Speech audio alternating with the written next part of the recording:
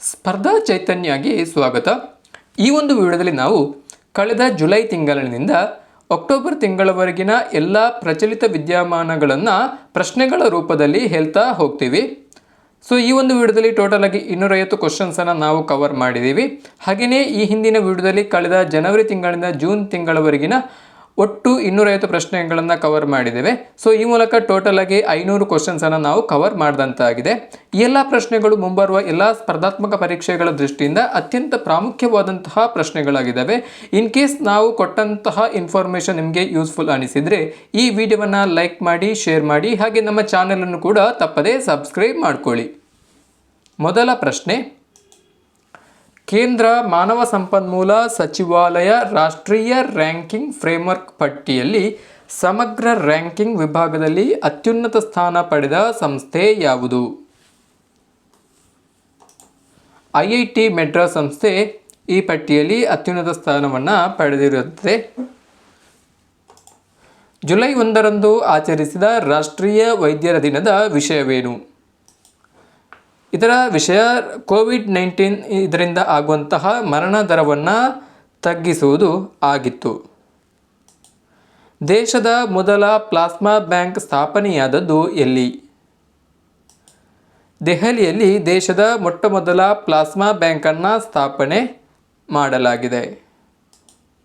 ಇತ್ತೀಚೆಗೆ ನಿಧನರಾದ ನಾಡೋಜ ಪ್ರಶಸ್ತಿ ಪಡೆದ ಪ್ರಥಮ ಮಹಿಳೆ ಹಾಗೆ ಕನ್ನಡದ ಹಿರಿಯ ಕಾದಂಬರಿಗಾರ್ತಿ ಯಾರು? ಡಾಕ್ಟರ್ ಗೀತಾ ನಾಗಭೂಷಣ್ ರವರು ಪ್ರಥಮ ಬಾರಿಗೆ ನಾಡೋಜ ಪ್ರಶಸ್ತಿಯನ್ನು ಪಡೆದಂತಹ ಕನ್ನಡದ ಮಹಿಳೆ ಆಗಿದ್ದಾರೆ, ಕನ್ನಡದ ಹಿರಿಯ ಕಾದಂಬರಿಗಾರ್ತಿ. ನೆಕ್ಸ್ಟ್ ಕ್ವಶನ್, ಭಾರತದಿಂದ ಹೊರಗೆ ಪ್ರಪ್ರಥಮವಾಗಿ ಯೋಗ ವಿಶ್ವವಿದ್ಯಾನಿಲಯವನ್ನು ಯಾವ ದೇಶದಲ್ಲಿ ಆರಂಭಿಸಲಾಗಿದೆ? ಅಮೆರಿಕ ದೇಶದಲ್ಲಿ ಪ್ರಪ್ರಥಮವಾಗಿ ಯೋಗ ವಿಶ್ವವಿದ್ಯಾನಿಲಯವನ್ನು ಆರಂಭಿಸಲಾಗಿದೆ. 21ನೆಯ ಶತಮಾನದ ಟೆಸ್ಟ್ ಕ್ರಿಕೆಟ್ನ ಮೌಲ್ಯಯುತ ಆಟಗಾರ ಎಂದು ಯಾರನ್ನು ಹೆಸರಿಸಲಾಗಿದೆ? ರವೀಂದ್ರ ಜಡೇಜಾ, ಟೀಮ್ ಇಂಡಿಯಾದ ಆಟಗಾರ ರವೀಂದ್ರ ಜಡೇಜಾ ಇವರನ್ನು 21ನೆಯ ಶತಮಾನದ ಟೆಸ್ಟ್ ಕ್ರಿಕೆಟ್ನ ಮೌಲ್ಯಯುತ ಆಟಗಾರ ಎಂದು ಗುರುತಿಸಲಾಗಿದೆ. ಭಾರತದ ರಾಷ್ಟ್ರೀಯ ಸಾರ್ವಜನಿಕ ಹಣಕಾಸು ಮತ್ತು ನೀತಿ ಸಂಸ್ಥೆಯ ನೂತನ ಅಧ್ಯಕ್ಷರು ಯಾರು? ಊರ್ಜಿತ್ ಪಟೇಲ್ ರವರು ಪ್ರಸ್ತುತ ರಾಷ್ಟ್ರೀಯ ಸಾರ್ವಜನಿಕ ಹಣಕಾಸು ಮತ್ತು ನೀತಿ ಸಂಸ್ಥೆಯ ಅಧ್ಯಕ್ಷರಾಗಿ ಸೇವೆಯನ್ನು ಸಲ್ಲಿಸುತ್ತಿದ್ದಾರೆ. ಜಾಗತಿಕ ಶಾಂತಿ ಸೂಚ್ಯಂಕದಲ್ಲಿ ಭಾರತದ ಸ್ಥಾನ ಎಷ್ಟು? ಭಾರತವು 139ನೇ ಸ್ಥಾನವನ್ನು ಪಡೆದಿದೆ. ಇತ್ತೀಚೆಗೆ ಪರೀಕ್ಷಾರ್ಥ ಹಾರಾಟ ನಡೆಸಿದ ರುಸ್ತುಂ 2 ಎಂಬುದು ಏನು? ಇದೊಂದು ಮಾನವರಹಿತ ವಿಮಾನ. ಜೂನ್ 21ರಂದು ನಡೆದ ಅಂತಾರಾಷ್ಟ್ರೀಯ ಯೋಗ ದಿನದ ಧ್ಯೇಯವಾಕ್ಯ ಏನು? Yoga for health and yoga at home. ಇದು ಜೂನ್ 21, 2020ರಂದು ನಡೆದಂತಹ ಅಂತಾರಾಷ್ಟ್ರೀಯ ಯೋಗ ದಿನದ ಧ್ಯೇಯವಾಕ್ಯ ಆಗಿತ್ತು. ಇತ್ತೀಚೆಗೆ ಲಾಜರಸ್ ಚೆಕ್ವೆರೆ ಅವರನ್ನು ಯಾವ ದೇಶದ ಅಧ್ಯಕ್ಷರನ್ನಾಗಿ ನೇಮಿಸಲಾಗಿದೆ? ಇವರನ್ನು ಮಲವಿ ದೇಶದ ಅಧ್ಯಕ್ಷರನ್ನಾಗಿ ನೇಮಿಸಲಾಗಿದೆ.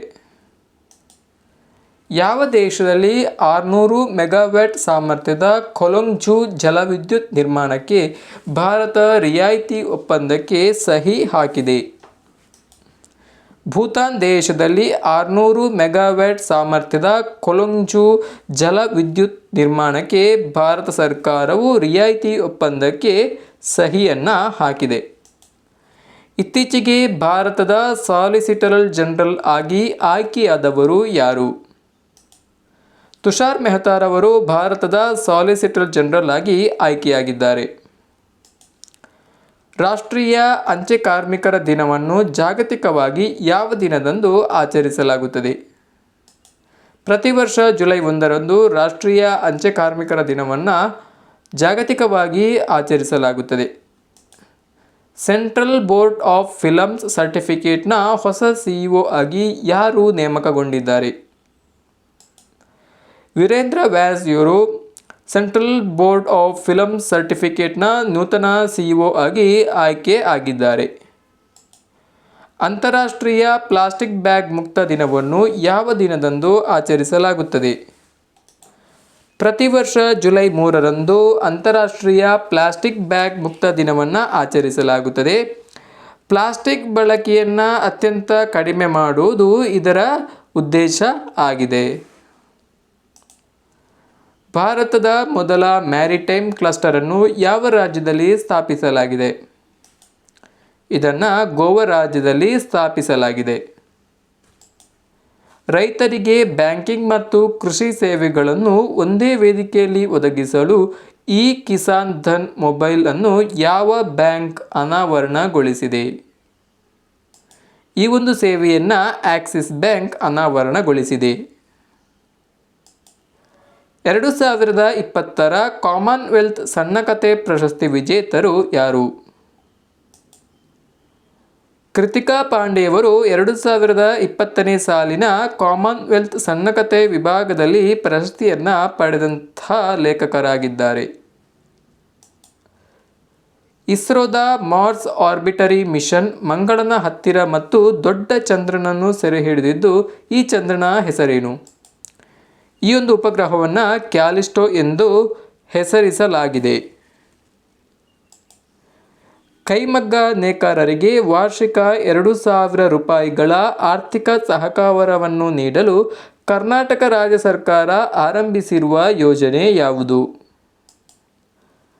ನೇಕಾರ ಸಮ್ಮಾನ್ ಯೋಜನೆಯನ್ನು ಕರ್ನಾಟಕ ಸರ್ಕಾರವು ಆರಂಭಿಸಿ ಈ ಮೂಲಕ ಕೈಮಗ್ಗ ನೇಕಾರರಿಗೆ ವಾರ್ಷಿಕವಾಗಿ 2,000 ರೂಪಾಯಿಗಳ ಆರ್ಥಿಕ ಸಹಕಾರವನ್ನು ನೀಡುವಂತಹ ಗುರಿಯನ್ನು ಈ ಯೋಜನೆ ಹೊಂದಿದೆ. ಅಂತಾರಾಷ್ಟ್ರೀಯ ಹಣಕಾಸು ಸೇವೆಗಳ ಪ್ರಾಧಿಕಾರದ ಪ್ರಧಾನ ಕಚೇರಿ ಎಲ್ಲಿದೆ? ಗಾಂಧಿನಗರ, ಗುಜರಾತ್ನ ಗಾಂಧಿನಗರದಲ್ಲಿ ಈ ಒಂದು ಸಂಸ್ಥೆಯ ಪ್ರಧಾನ ಕಚೇರಿಯು ಇರುತ್ತದೆ. ವಿಶ್ವ ಜನಸಂಖ್ಯಾ ದಿನವನ್ನು ಯಾವ ದಿನದಂದು ಆಚರಿಸಲಾಗುತ್ತದೆ? ಪ್ರತಿ ವರ್ಷ ಜುಲೈ 11ರಂದು ವಿಶ್ವ ಜನಸಂಖ್ಯಾ ದಿನವನ್ನು ಆಚರಿಸಲಾಗುತ್ತದೆ.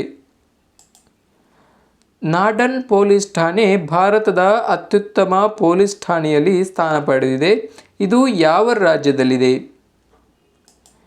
ಇದು ಉತ್ತರಾಖಂಡ್ ರಾಜ್ಯದಲ್ಲಿರುವಂತಹ ಒಂದು ಪೊಲೀಸ್ ಠಾಣೆ. ಈ ಪೊಲೀಸ್ ಠಾಣೆಯು ದೇಶದಲ್ಲೇ ಅತ್ಯುತ್ತಮ ಪೊಲೀಸ್ ಠಾಣೆ ಎಂಬ ಹೆಗ್ಗಳಿಕೆಗೆ ಪಾತ್ರವಾಗಿದೆ. ಹಾಕಿ ಭಾರತ ಅಥವಾ ಹಾಕಿ ಇಂಡಿಯಾದ ನೂತನ ಅಧ್ಯಕ್ಷರಾಗಿ ನೇಮಕಗೊಂಡವರು ಯಾರು? ಜ್ಞಾನೇಂದ್ರ ನಿಂಗೋಬನಿಯವರು ಹಾಕಿ ಇಂಡಿಯಾದ ನೂತನ ಅಧ್ಯಕ್ಷರಾಗಿ ನೇಮಕ ಆಗಿದ್ದಾರೆ. ರಾಷ್ಟ್ರೀಯ ಹುಲಿ ಸಂರಕ್ಷಣಾ ಪ್ರಾಧಿಕಾರದ ಪ್ರಕಾರ ಭಾರತದಲ್ಲಿನ ಅಂದಾಜು ಹುಲಿಗಳ ಸಂಖ್ಯೆ ಎಷ್ಟು? 2,967 ಹುಲಿಗಳನ್ನು ಈ ಪ್ರಾಧಿಕಾರವು ಅಂದಾಜು ಮಾಡಿದೆ. ವಿಶ್ವದ ಮೊಟ್ಟಮೊದಲ 1.7 ಮೆಗಾವ್ಯಾಟ್ ಸೌರ ವಿದ್ಯುತ್ ಸ್ಥಾವರವನ್ನು ಭಾರತೀಯ ರೈಲ್ವೆ ಯಾವ ರಾಜ್ಯದಲ್ಲಿ ಸ್ಥಾಪಿಸಿದೆ? ಮಧ್ಯಪ್ರದೇಶ ರಾಜ್ಯದಲ್ಲಿ ಭಾರತೀಯ ರೈಲ್ವೆಯು ವಿಶ್ವದ ಮೊಟ್ಟಮೊದಲ 1.7 ಮೆಗಾವ್ಯಾಟ್ ಸೌರ ವಿದ್ಯುತ್ ಸ್ಥಾವರವನ್ನು ಸ್ಥಾಪಿಸಿದೆ. ಭಾರತದ ಮೊದಲ ಕೇಬಲ್ ಸ್ಟೇ ಇಂಡಿಯನ್ ರೈಲ್ವೆ ಸೇತುವೆ ಅಂಜಿಕಾರ್ ಸೇತುವೆಯನ್ನು ಯಾವ ರಾಜ್ಯದಲ್ಲಿ ನಿರ್ಮಿಸಲಾಗುತ್ತಿದೆ? ಇದನ್ನು ಜಮ್ಮು ಮತ್ತು ಕಾಶ್ಮೀರ ರಾಜ್ಯದಲ್ಲಿ ನಿರ್ಮಿಸಲಾಗುತ್ತದೆ. ಇತ್ತೀಚೆಗೆ ಸ್ಪೋರ್ಟ್ಸ್ ಅಡ್ಡಾದ ಬ್ರ್ಯಾಂಡ್ ಅಂಬಾಸಿಡರ್ ಆಗಿ ನೇಮಕಗೊಂಡವರು ಯಾರು? ಬ್ರೆಟ್ ಲೀ ಇವರು ಈ ಸಂಸ್ಥೆಯ ಬ್ರ್ಯಾಂಡ್ ಅಂಬಾಸಿಡರ್ ಆಗಿ ಇತ್ತೀಚೆಗೆ ನೇಮಕ ಆಗಿದ್ದಾರೆ. ರಾಷ್ಟ್ರೀಯ ಪ್ರಾಣಿ ರೋಗ ನಿಯಂತ್ರಣ ಕಾರ್ಯಕ್ರಮವನ್ನು ಯಾವಾಗ ಪ್ರಾರಂಭಿಸಲಾಯಿತು? ಸೆಪ್ಟೆಂಬರ್ 11ರಂದು ರಾಷ್ಟ್ರೀಯ ಪ್ರಾಣಿ ರೋಗ ನಿಯಂತ್ರಣ ಕಾರ್ಯಕ್ರಮವನ್ನು ಪ್ರಾರಂಭಿಸಲಾಯಿತು. ಈ ಕಾರ್ಯಕ್ರಮದ ಮುಖ್ಯ ಉದ್ದೇಶ ಪ್ರಾಣಿಗಳಿಗೆ ಅಂದರೆ ದನಕರುಗಳಿಗೆ ತಗಲುವಂತಹ ಕಾಲುಬಾಯಿ ರೋಗದ ವಿರುದ್ಧ ಲಸಿಕೆಯನ್ನು ನೀಡುವುದು ಆಗಿತ್ತು. ಯಾವ ದೂರದರ್ಶಕದ ತಂಡವು 2020ರ ಆಸ್ಕರ್ ಆಫ್ ಸೈನ್ಸ್ ಬಹುಮಾನವನ್ನು ಗೆದ್ದಿದೆ? ಈವೆಂಟ್ ಹರೈಸನ್ ದೂರದರ್ಶಕ ತಂಡವು ಈ ಬಹುಮಾನವನ್ನು ಗೆದ್ದಂತಹ ತಂಡವಾಗಿದೆ. ಏಷ್ಯಾ ಪೆಸಿಫಿಕ್ ಸಹಜೀವನ ಸೂಚ್ಯಂಕದ ಪ್ರಕಾರ ಭಾರತದ ಯಾವ ನಗರವು ಸಹಜೀವನಕ್ಕಾಗಿ ಉತ್ತಮ ಸಂಭಾವ್ಯ ಮಾರುಕಟ್ಟೆಯಾಗಿ ಹೊರಹೊಮ್ಮಿದೆ? ಮುಂಬೈ. ಮಹಾರಾಷ್ಟ್ರದ ಮುಂಬೈ ನಗರವು ಏಷ್ಯಾ ಪೆಸಿಫಿಕ್ ಸಹಜೀವನ ಸೂಚ್ಯಂಕದ ಪ್ರಕಾರ ಒಂದು ಉತ್ತಮ ಸಂಭಾವ್ಯ ಮಾರುಕಟ್ಟೆಯಾಗಿ ಹೊರಹೊಮ್ಮಿದೆ. ಪ್ರಸ್ತುತ ಕೇಂದ್ರ ಲೋಕಸೇವಾ ಆಯೋಗದ ಅಧ್ಯಕ್ಷರು ಯಾರು?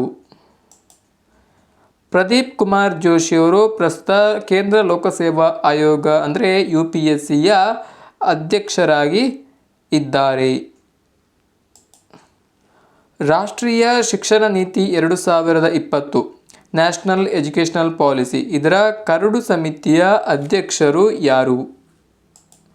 ಡಾಕ್ಟರ್ ಕಸ್ತೂರಿ ರಂಗನ್ ರವರು ರಾಷ್ಟ್ರೀಯ ಶಿಕ್ಷಣ ನೀತಿ 2020ರ ಕರಡು ಸಮಿತಿಯ ಅಧ್ಯಕ್ಷತೆಯನ್ನು ವಹಿಸಿದ್ದಾರೆ. ಕರ್ನಾಟಕ ರಾಜ್ಯ ಸರ್ಕಾರವು ನೂತನ ರಾಷ್ಟ್ರೀಯ ಶಿಕ್ಷಣ ನೀತಿಯನ್ನು ಯಾರ ನೇತೃತ್ವದಲ್ಲಿ ಕಾರ್ಯಪಡೆಯನ್ನು ರಚಿಸಲು ಮುಂದಾಗಿದೆ? SV ರಂಗನಾಥ್ ಇವರ ನೇತೃತ್ವದಲ್ಲಿ ರಾಷ್ಟ್ರೀಯ ಶಿಕ್ಷಣ ನೀತಿಯನ್ನು ರೂಪಿಸಲು ಕರ್ನಾಟಕ ರಾಜ್ಯ ಸರ್ಕಾರವು ಮುಂದಾಗಿದೆ.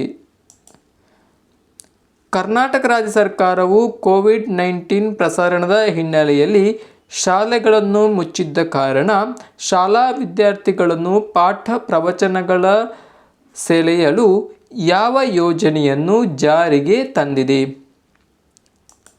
ವಿದ್ಯಾಗಮ ಎಂಬ ಯೋಜನೆಯ ಮೂಲಕ ವಿದ್ಯಾರ್ಥಿಗಳನ್ನು ಪಾಠ ಪ್ರವಚನಗಳ ಕಡೆ ಸೆಳೆಯಲು ಕರ್ನಾಟಕ ರಾಜ್ಯ ಸರ್ಕಾರವು ಯೋಜನೆಯನ್ನು ಹಾಕಿಕೊಂಡಿದೆ. ಇತ್ತೀಚೆಗೆ ಭಾರತೀಯ ವಿಜ್ಞಾನ ಸಂಸ್ಥೆಯ ನೂತನ ನಿರ್ದೇಶಕರಾಗಿ ನೇಮಕಗೊಂಡವರು ಯಾರು?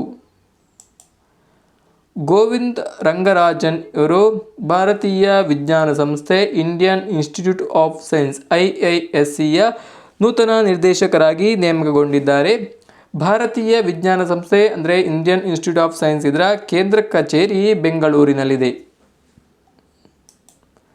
ಇತ್ತೀಚೆಗೆ ಭಾರತದ ಲೆಕ್ಕ ನಿಯಂತ್ರಕ ಹಾಗೂ ಲೆಕ್ಕ ಪರಿಶೋಧಕ ಅಂದರೆ CAG controller and auditor general of India ಹುದ್ದೆಗೆ ನೇಮಕವಾದವರು ಯಾರು?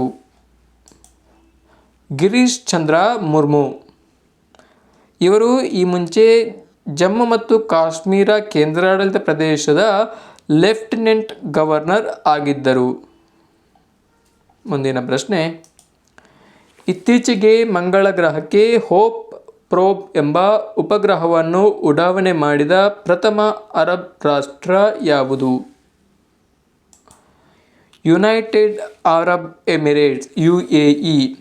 ಇದು ಇತ್ತೀಚೆಗೆ ಮಂಗಳ ಗ್ರಹಕ್ಕೆ ತನ್ನ ಹೋಪ್ ಪ್ರೋಬ್ ಎಂಬ ಉಪಗ್ರಹವನ್ನು ಉಡಾವಣೆ ಮಾಡಿದಂತಹ ಪ್ರಥಮ ಅರಬ್ ರಾಷ್ಟ್ರ ಎಂಬ ಖ್ಯಾತಿಗೆ ಪಾತ್ರವಾಗಿದೆ.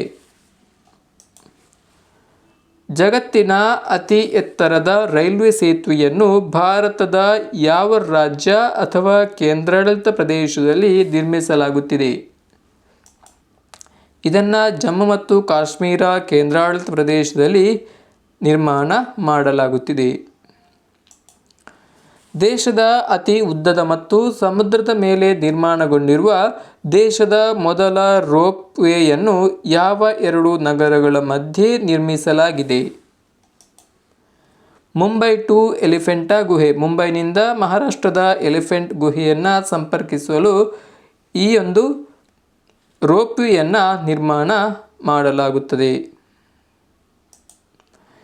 ಇತ್ತೀಚೆಗೆ ಲೆಬನಾನ್ ರಾಷ್ಟ್ರದ ರಾಜಧಾನಿ ಬೈರೂತ್ನ ಬಂದರಿನಲ್ಲಿ ಸಂಭವಿಸಿದ ಅನಿಲ ದುರಂತಕ್ಕೆ ಕಾರಣವಾದ ರಾಸಾಯನಿಕ ಯಾವುದು? ಅಮೋನಿಯಂ ನೈಟ್ರೇಟ್ ಎಂಬ ರಾಸಾಯನಿಕವು ಲೆಬನಾನ್ ರಾಷ್ಟ್ರದ ರಾಜಧಾನಿಯಾದಂತಹ ಬೈರೂತ್ನ ಬಂದರಿನಲ್ಲಿ ಸಂಭವಿಸಿದಂತಹ ಅನಿಲ ದುರಂತಕ್ಕೆ ಕಾರಣವಾದ ಪ್ರಮುಖ ರಾಸಾಯನಿಕವಾಗಿದೆ. ಈ ಒಂದು ದುರಂತದಲ್ಲಿ ಸುಮಾರು 30ಕ್ಕೂ ಹೆಚ್ಚು ನಾಗರಿಕರು ಪ್ರಾಣವನ್ನು ಕಳ್ಕೊಂಡ್ರು. ಕಾರ್ಗಿಲ್ ವಿಜಯ್ ದಿವಸ್ ಅನ್ನು ಯಾವ ದಿನದಂದು ಆಚರಿಸಲಾಗುತ್ತದೆ? ಪ್ರತಿ ವರ್ಷ ಜುಲೈ 26ರಂದು ಕಾರ್ಗಿಲ್ ವಿಜಯ ದಿವಸವನ್ನು ಆಚರಿಸಲಾಗುತ್ತದೆ. 1999 ಜುಲೈ 26ರಂದು ಕಾರ್ಗಿಲ್ ಯುದ್ಧ ಭೂಮಿಯಲ್ಲಿ ಪಾಕಿಸ್ತಾನದ ವಿರುದ್ಧ ಹೋರಾಡಿ ಗಳಿಸಿದಂತಹ ಅಪೂರ್ವ ವಿಜಯದ ಸಂಕೇತವಾಗಿ ಈ ಕಾರ್ಗಿಲ್ ವಿಜಯ ದಿವಸವನ್ನು ಪ್ರತಿ ವರ್ಷ ಆಚರಿಸಿಕೊಂಡು ಬರಲಾಗುತ್ತದೆ. ಜಮ್ಮು ಮತ್ತು ಕಾಶ್ಮೀರ ಕೇಂದ್ರಾಡಳಿತ ಪ್ರದೇಶಕ್ಕೆ ಲೆಫ್ಟಿನೆಂಟ್ ಗವರ್ನರ್ ಆಗಿ ನೇಮಕವಾದವರು ಯಾರು? ಮನೋಜ್ ಸಿನ್ಹಾ.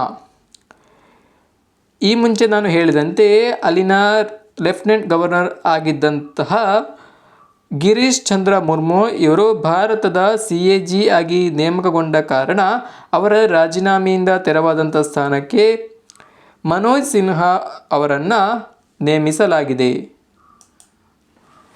ಕರ್ನಾಟಕ ರಾಜ್ಯದ ಮೊದಲ ಮಹಿಳಾ ಗೃಹ ಕಾರ್ಯದರ್ಶಿಯಾಗಿ ನೇಮಕಗೊಂಡವರು ಯಾರು?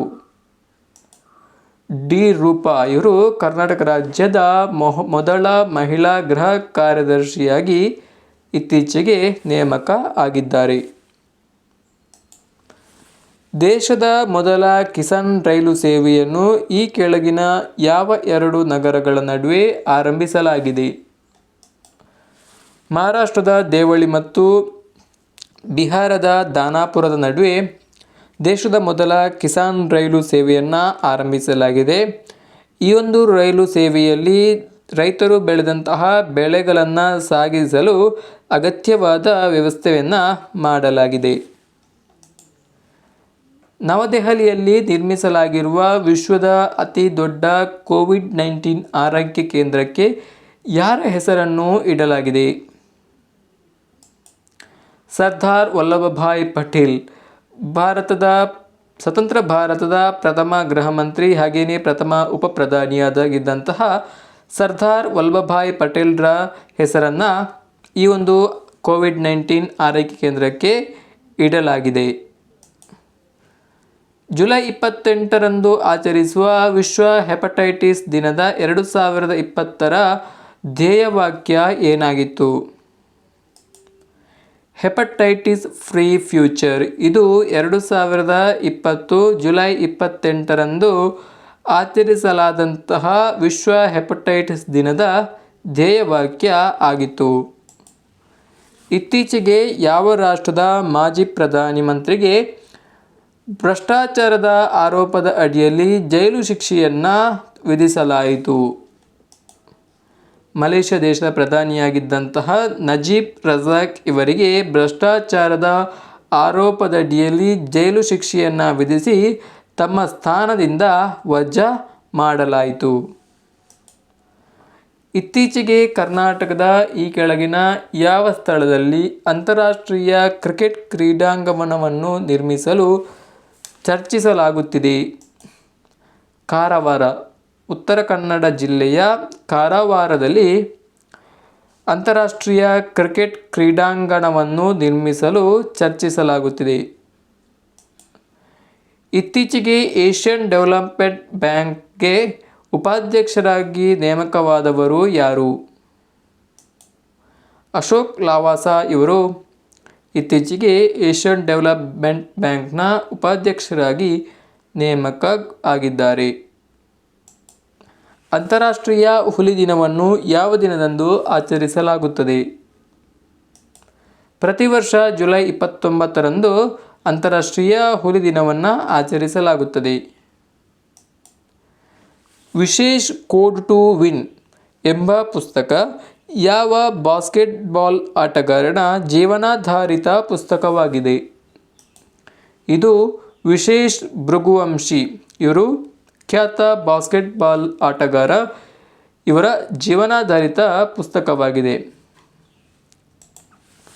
ಇತ್ತೀಚೆಗೆ ಸುದ್ದಿಯಲ್ಲಿದ್ದ ಡಯೋಯು ದ್ವೀಪಗಳು ಯಾವ ಸಮುದ್ರದಲ್ಲಿ ಕಂಡುಬರುತ್ತವೆ? ಈ ದ್ವೀಪ ಸಮೂಹಗಳು ಪೂರ್ವ ಚೀನಾ ಸಮುದ್ರದಲ್ಲಿ ಕಂಡುಬರುತ್ತದೆ. ಯಾವ ದಿನವನ್ನು ವಿಶ್ವ ಮಾನವ ಕಳ್ಳ ಸಾಗಾಣಿಕೆ ವಿರೋಧಿ ದಿನ ಎಂದು ಆಚರಿಸಲಾಗುತ್ತದೆ? ಪ್ರತಿ ವರ್ಷ ಜುಲೈ 30ರಂದು ವಿಶ್ವ ಮಾನವ ಕಳ್ಳ ಸಾಗಾಣಿಕೆಯ ವಿರೋಧಿ ದಿನ ಎಂದು ಆಚರಿಸಲಾಗುತ್ತದೆ. ಉಪಗ್ರಹ ಮೂಲಸೌಕರ್ಯಗಳ ನಿರ್ಮಿಸಲು ಪ್ರಾಜೆಕ್ಟ್ ಕೈಪರನ್ನು ಆರಂಭಿಸಿದ ಕಂಪನಿ ಯಾವುದು? ಅಮೆಜಾನ್ ದೈತ್ಯ ಕಂಪನಿಯು ಉಪಗ್ರಹ ಮೂಲಸೌಕರ್ಯಗಳನ್ನು ನಿರ್ಮಿಸಲು ಪ್ರಾಜೆಕ್ಟ್ ಕೈಪರ್ ಎಂಬ ಯೋಜನೆಯನ್ನು ಆರಂಭಿಸಿದೆ. ಖಾದಿ ಮತ್ತು ಗ್ರಾಮೋದ್ಯೋಗ ಆಯೋಗ KVIC ಇದರೊಂದಿಗೆ ಪಾಲುದಾರಿಕೆ ಮಾಡಿದ ಮೊದಲ ಸಶಸ್ತ್ರ ಪೊಲೀಸ್ ಪಡೆ ಯಾವುದು? Indo Tibetan border police ITBP. ಇತ್ತೀಚೆಗೆ ಯಾವ ಅಂತಾರಾಷ್ಟ್ರೀಯ ಸಂಘಟನೆಯು ಸೈಬರ್ ದಾಳಿಯ ಮೇಲೆ ತನ್ನ ಮೊದಲ ನಿರ್ಬಂಧವನ್ನು ವಿಧಿಸಿತು? European Union. ಇದು ಸೈಬರ್ ದಾಳಿಯ ಮೇಲೆ ತನ್ನ ಮೊದಲ ನಿರ್ಬಂಧವನ್ನು ವಿಧಿಸಿತ್ತು. ವಿಶ್ವದಲ್ಲಿ ಮೊಟ್ಟಮೊದಲ ಬಾರಿಗೆ ಸಂಪೂರ್ಣವಾಗಿ ನವೀಕರಿಸಬಹುದಾದ ಶಕ್ತಿಯ ಮೇಲೆ ನಿರ್ವಹಿಸುವ ಸಬಿಕ್ ಪಾಲಿಕಾರ್ಬೋನೇಟ್ ರಾಸಾಯನಿಕ ಸ್ಥಾವರವನ್ನು ಯಾವ ರಾಷ್ಟ್ರವು ನಿರ್ಮಿಸಿದೆ? ಇದನ್ನು ಸ್ಪೇನ್ ದೇಶವು ನಿರ್ಮಾಣ ಮಾಡಲು ಹೊರಟಿದೆ. ಇತ್ತೀಚೆಗೆ ಪ್ರತಿಷ್ಠಿತ ಗುಸ್ತಾವ್ ಟ್ರಾನ್ ಪ್ರಶಸ್ತಿಯನ್ನು ಗೆದ್ದ ಭಾರತದ ಸೌರಶಕ್ತಿ ದೋಣಿ ಯಾವುದು? ಆದಿತ್ಯ. ಇತ್ತೀಚೆಗೆ ಸುದ್ದಿಯಲ್ಲಿರುವ ಮಹಾತ್ಮ ಗಾಂಧಿ ಸೇತುವೆಯು ಯಾವ ರಾಜ್ಯದಲ್ಲಿ ಕಂಡುಬರುತ್ತದೆ? ಇದು ಬಿಹಾರ ರಾಜ್ಯದಲ್ಲಿ ಕಂಡುಬರುವಂತಹ ಒಂದು ಸೇತುವೆ ಆಗಿದೆ. ಭಾರತದ ಅತಿ ದೊಡ್ಡ ಖಾಸಗಿ ಹಡಗು ಕಂಪನಿಯಾದ ಗ್ರೇಟ್ ಈಸ್ಟರ್ನ್ ಶಿಪ್ಪಿಂಗ್ ಕಂಪನಿಗೆ ಇತ್ತೀಚೆಗೆ ಯಾರನ್ನು ನಿರ್ದೇಶಕರನ್ನಾಗಿ ನೇಮಿಸಲಾಗಿದೆ? ಊರ್ಜಿತ್ ಪಟೇಲ್ ರವರನ್ನು ಈ ಒಂದು ಕಂಪನಿಗೆ ನಿರ್ದೇಶಕರನ್ನಾಗಿ ನೇಮಕ ಮಾಡಲಾಗಿದೆ. ಇತ್ತೀಚೆಗೆ ಭಾರತದ ಯಾವ ಸ್ವಾತಂತ್ರ್ಯ ಹೋರಾಟಗಾರನ 100ನೇ ಪುಣ್ಯತಿಥಿಯನ್ನು ಆಚರಿಸಲಾಯಿತು? ಲೋಕಮಾನ್ಯ ಬಾಲಗಂಗಾಧರ್ ತಿಲಕ್ ರವರ 100ನೇ ಪುಣ್ಯತಿಥಿಯನ್ನು ಇತ್ತೀಚೆಗೆ ಆಚರಿಸಲಾಯಿತು. ಇತ್ತೀಚೆಗೆ ಪರಮಾಣು ವಿದ್ಯುತ್ ದರವನ್ನು ಸ್ವತಂತ್ರವಾಗಿ ನಿರ್ವಹಿಸಿದ ವಿಶ್ವದ ಮೊದಲ ರಾಷ್ಟ್ರ ಯಾವುದು? United Arab Emirates UAE. ಇದು ಪರಮಾಣು ವಿದ್ಯುತ್ ದರವನ್ನು ಸ್ವತಂತ್ರವಾಗಿ ನಿರ್ವಹಿಸಿದಂತಹ ವಿಶ್ವದ ಮೊದಲ ರಾಷ್ಟ್ರ ಎಂದು ಖ್ಯಾತಿ ಪಡೆದಿದೆ. ಅಖಿಲ ಭಾರತ ಆಯುರ್ವೇದ ಸಂಸ್ಥೆಯನ್ನು ಎಲ್ಲಿ ಸ್ಥಾಪಿಸಲಾಗಿದೆ? ಇದನ್ನು ನವದೆಹಲಿಯಲ್ಲಿ ಸ್ಥಾಪಿಸಲಾಗಿದೆ. ಇತ್ತೀಚೆಗೆ ಇಂಗ್ಲೆಂಡ್ ತನ್ನ ಹೊಸ ನಾಣ್ಯಗಳಲ್ಲಿ ಭಾರತದ ಯಾವ ರಾಷ್ಟ್ರೀಯ ನಾಯಕನ ಚಿತ್ರವನ್ನು ಮುದ್ರಿಸಲು ಸಜ್ಜಾಗಿದೆ? ಮಹಾತ್ಮ ಗಾಂಧೀಜಿಯವರ ಚಿತ್ರವನ್ನು ತನ್ನ ನಾಣ್ಯಗಳಲ್ಲಿ ಮುದ್ರಿಸಲು ಇಂಗ್ಲೆಂಡ್ ಸರ್ಕಾರವು ಸಜ್ಜಾಗಿದೆ. ಇತ್ತೀಚೆಗೆ ಯಾವ ಭಾರತೀಯ ರೈಲ್ವೆ ವಲಯವು ಮೊದಲ ಬಾರಿಗೆ ವ್ಯಾಪಾರ ಮಾಲಾ ಎಕ್ಸ್ಪ್ರೆಸ್ ರೈಲನ್ನು ಓಡಿಸಿತು? ಪೂರ್ವ ಕರಾವಳಿ ರೈಲ್ವೆಯು ಭಾರತೀಯ ರೈಲ್ವೆ ಈ ಒಂದು ರೈಲ್ವೆ ವಲಯವು ಮೊದಲ ಬಾರಿಗೆ ವ್ಯಾಪಾರ ಮಾಲಾ ಎಕ್ಸ್ಪ್ರೆಸ್ ರೈಲನ್ನು ಓಡಿಸಿತು. ಇದು ದೆಹಲಿಯಿಂದ ತ್ರಿಪುರಾದ ಜಿರಿನಿವರೆಗೆ ಈ ರೈಲು ಸಂಚಾರವು ನಡೆಯಿತು. ಬ್ರಿಟಿಷ್ ಸಂಸತ್ತಿನ ಹೌಸ್ ಆಫ್ ಲಾರ್ಡ್ಸ್ನ ಸದಸ್ಯನಾಗಿ ಆಯ್ಕೆಯಾದ ಕ್ರಿಕೆಟಿಗ ಯಾರು? ಇಯಾನ್ ಬೋಥಮ್ ಇವರು ಇತ್ತೀಚೆಗೆ ಬ್ರಿಟಿಷ್ ಸಂಸತ್ತಿನ ಹೌಸ್ ಆಫ್ ಲಾರ್ಡ್ಸ್ನ ಸದಸ್ಯರಾಗಿ ಆಯ್ಕೆ ಆದಂತಹ ಕ್ರಿಕೆಟಿಗ ಆಗಿದ್ದಾರೆ. ಮುಂದಿನ ಪ್ರಶ್ನೆ, ಇತ್ತೀಚೆಗೆ ಇಂದಿರಾ ರಸೋಯಿ ಯೋಜನೆಯನ್ನು ಯಾವ ರಾಜ್ಯವು ಪ್ರಾರಂಭಿಸಿದೆ? ರಾಜಸ್ಥಾನ ರಾಜ್ಯವು ಇಂದಿರಾ ರಸೋಯಿ ಯೋಜನೆಯನ್ನು ಪ್ರಾರಂಭಿಸಿದೆ. ನಮ್ಮ ಕರ್ನಾಟಕದಲ್ಲೂ ಈ ಹಿಂದಿನ ಸರ್ಕಾರ ಇಂದಿರಾ ಕ್ಯಾಂಟೀನನ್ನು ಆರಂಭಿಸಿದ್ದನ್ನು ನಾವು ಇಲ್ಲಿ ನೆನಪಿಸಿಕೊಳ್ಳಬಹುದು. ಮೊಟ್ಟ ಮೊದಲ ಬಾರಿಗೆ ಕಿಸಾನ್ ರೈಲನ್ನು ಯಾವ 2 ರಾಜ್ಯಗಳ ನಡುವೆ ಪ್ರಾರಂಭಿಸಲಾಯಿತು? ಮಹಾರಾಷ್ಟ್ರ ಮತ್ತು ಬಿಹಾರ ಈ 2 ರಾಜ್ಯಗಳ ನಡುವೆ ಕಿಸಾನ್ ರೈಲು ಸಂಚಾರವನ್ನು ಪ್ರಾರಂಭಿಸಲಾಯಿತು.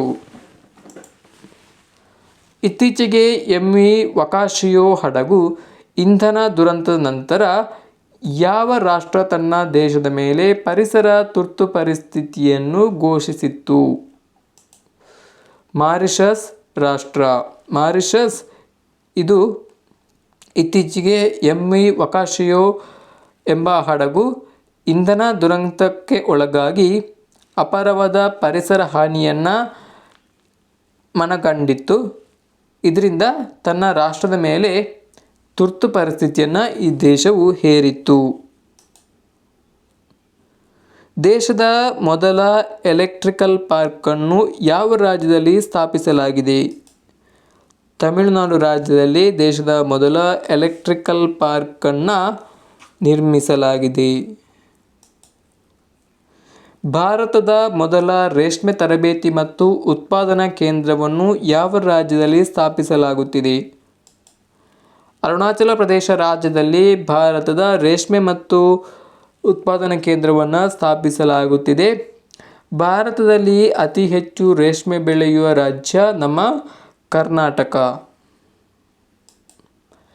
ಕೋವಿಡ್-19 ವಿರುದ್ಧ ಲಸಿಕೆಯನ್ನು ನೋಂದಾಯಿಸಿದ ಮತ್ತು ಅನುಮೋದಿಸಿದ ವಿಶ್ವದ ಮೊದಲ ರಾಷ್ಟ್ರ ಯಾವುದು?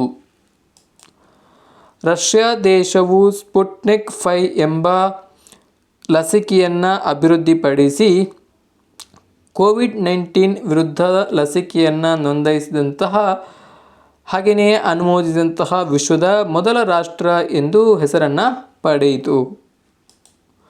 ಪ್ರತಿ ವರ್ಷ ಅಂತಾರಾಷ್ಟ್ರೀಯ ಯುವ ದಿನವನ್ನು ಯಾವಾಗ ಆಚರಿಸಲಾಗುತ್ತದೆ? ಪ್ರತಿ ವರ್ಷ ಆಗಸ್ಟ್ 12ರಂದು ಅಂತಾರಾಷ್ಟ್ರೀಯ ಯುವ ದಿನವನ್ನು ಆಚರಿಸಲಾಗುತ್ತದೆ. ಹಾಗೆಯೇ ನಮ್ಮ ಭಾರತದಲ್ಲಿ ರಾಷ್ಟ್ರೀಯ ಯುವ ದಿನವನ್ನು ಪ್ರತಿ ವರ್ಷ ಜನವರಿ 12ರಂದು ಅಂದರೆ ಸ್ವಾಮಿ ವಿವೇಕಾನಂದರ ಜನ್ಮದಿನದಂದು ಆಚರಿಸಲಾಗುತ್ತದೆ. ಇತ್ತೀಚೆಗೆ ಮರಣೋತ್ತರವಾಗಿ ರಾಷ್ಟ್ರಪತಿಯವರಿಂದ ಕೀರ್ತಿ ಚಕ್ರ ಪ್ರಶಸ್ತಿಗೆ ಪಾತ್ರರಾದವರು ಯಾರು? ಅಬ್ದುಲ್ ರಶೀದ್ ಖಲಾಸಿಯವರು ಕೀರ್ತಿ ಚಕ್ರ ಪ್ರಶಸ್ತಿಗೆ ಮರಣೋತ್ತರವಾಗಿ ಕೀರ್ತಿ ಚಕ್ರ ಪ್ರಶಸ್ತಿಗೆ ಪಾತ್ರರಾಗಿದ್ದಾರೆ.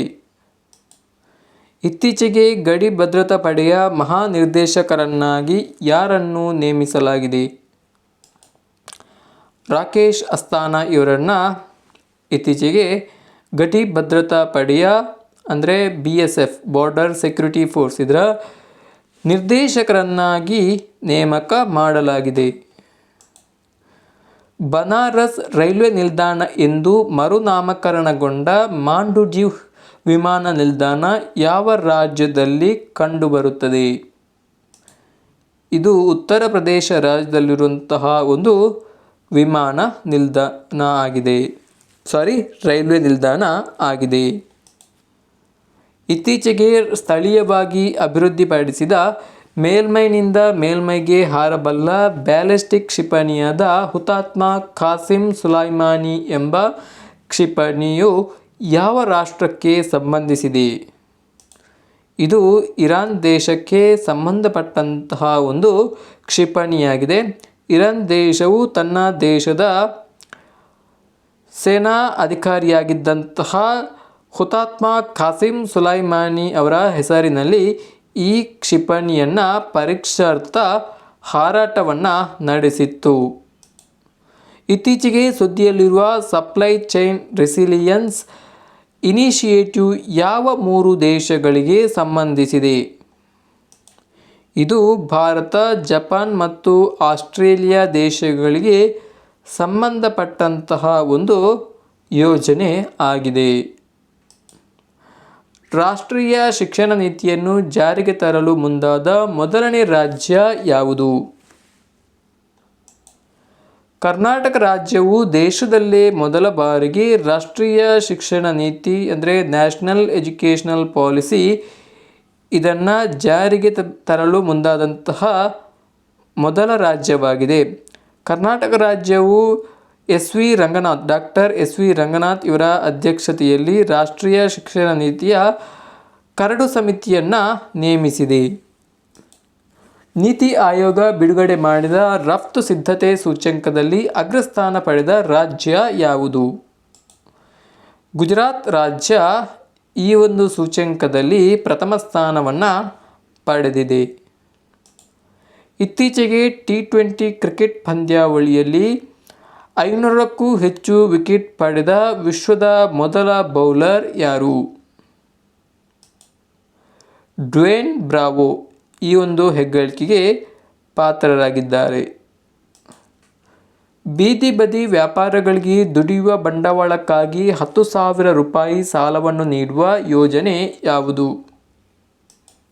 ಸ್ವನಿಧಿ ಸಾಲ. ಈ ಒಂದು ಯೋಜನೆಯ ಮೂಲಕ ಬೀದಿ ಬದಿ ವ್ಯಾಪಾರವನ್ನು ನಡೆಸುವಂತಹ ವ್ಯಾಪಾರಿಗಳಿಗೆ 10,000 ರೂಪಾಯಿ ಸಾಲವನ್ನು ನೀಡಲಾಗುತ್ತದೆ. ವಿಶ್ವ ಹಾಲು ದಿನವನ್ನು ಯಾವ ದಿನದಂದು ಆಚರಿಸಲಾಗುತ್ತದೆ? ಪ್ರತಿ ವರ್ಷ ಜೂನ್ 10ರಂದು ವಿಶ್ವ ಹಾಲು ದಿನವನ್ನು ಆಚರಿಸಲಾಗುತ್ತದೆ.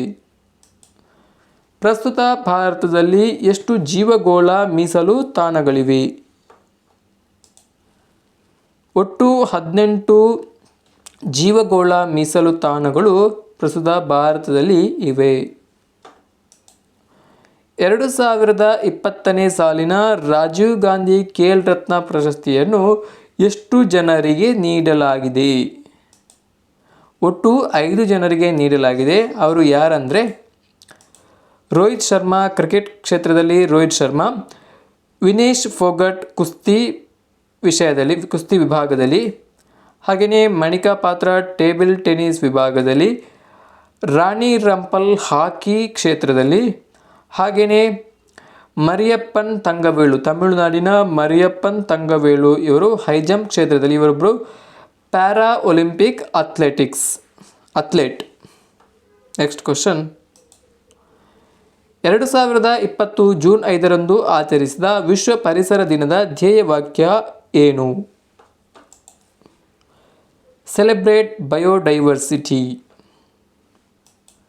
ದೇಶದ ಮೊದಲ ಆನ್ಲೈನ್ ವಿನಿಮಯ ಕೇಂದ್ರವನ್ನು ಸ್ಥಾಪಿಸಿದ ರಾಜ್ಯ ಯಾವುದು?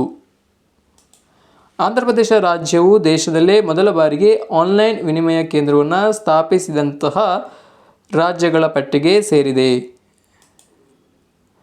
ವಾರ್ಷಿಕ ಜಾಗತಿಕ ಸ್ಪರ್ಧಾತ್ಮಕ ಸೂಚ್ಯಂಕದಲ್ಲಿ ಭಾರತ ಎಷ್ಟನೇ ಸ್ಥಾನದಲ್ಲಿದೆ?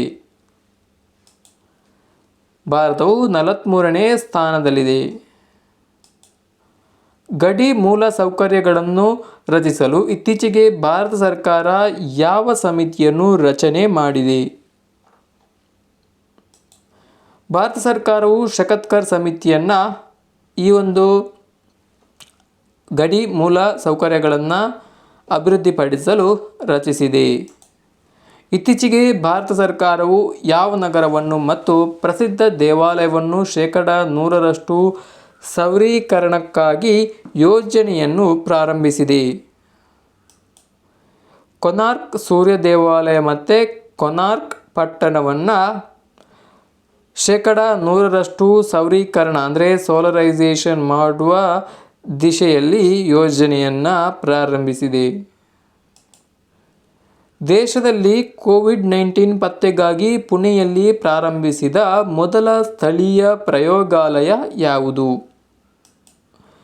ಪ್ಯಾಥೋಡಿಟೆಕ್ಟ್ ಎಂಬ ಪ್ರಯೋಗಾಲಯವನ್ನು ಭಾರತದಲ್ಲಿ ಕೋವಿಡ್-19 ಪತ್ತೆಗಾಗಿ ಪುಣೆಯಲ್ಲಿ ಮೊದಲ ಬಾರಿಗೆ ಸ್ಥಾಪನೆಯನ್ನು ಮಾಡಲಾಯಿತು. ಕೋವಿಡ್-19 ಎದುರಿಸಲು IIT ರೂರ್ಕಿ ಅಭಿವೃದ್ಧಿಪಡಿಸಿದ ಕಡಿಮೆ ವೆಚ್ಚದ ಪೋರ್ಟಬಲ್ ವೆಂಟಿಲೇಟರ್ ಯಾವುದು? ಪ್ರಾಣವಾಯು. ಕೋವಿಡ್-19ನ ಪರಿಣಾಮವನ್ನು ಎದುರಿಸಲು IIT ರೂರ್ಕಿ ಇದು ಕಡಿಮೆ ವೆಚ್ಚದ ಪೋರ್ಟೇಬಲ್ ವೆಂಟಿಲೇಟರ್ ಆದ ಪ್ರಾಣವಾಯು ಎಂಬ ವೆಂಟಿಲೇಟರನ್ನು ಇತ್ತೀಚೆಗೆ ಅಭಿವೃದ್ಧಿಪಡಿಸಿತ್ತು. ಇತ್ತೀಚೆಗೆ ನಿಧನರಾದ ಜೀನ್ ಡಿಚ್ ರವರು ಯಾವುದಕ್ಕೆ ಚಿರಪರಿಚಿತರಾಗಿದ್ದರು? ಇವರು ಖ್ಯಾತ ಕಾರ್ಟೂನ್ ಆದಂತಹ ಟಾಮ್ ಆ್ಯಂಡ್ ಜೆರ್ರಿ ಇದರ ನಿರ್ದೇಶಕರಾಗಿದ್ದರು. ಪ್ರಸ್ತುತ ಭೂಸೇನಾ ಮುಖ್ಯಸ್ಥರು ಯಾರು? ಜನರಲ್ ಮನೋಜ್ ಮುಕುಂದ್ ನರವಾಣೆ ಅಥವಾ ಎಂ ನರವಾಣೆ ಇವರು ಪ್ರಸ್ತುತ ಭೂಸೇನಾ ಮುಖ್ಯಸ್ಥರಾಗಿದ್ದಾರೆ. ಪ್ರಸ್ತುತ ಭಾರತದ ನೌಕಾಪಡೆಯ ಮುಖ್ಯಸ್ಥರು ಯಾರು? ಅಡ್ಮಿರಲ್ ಕರಂಬೀರ್ ಸಿಂಗ್.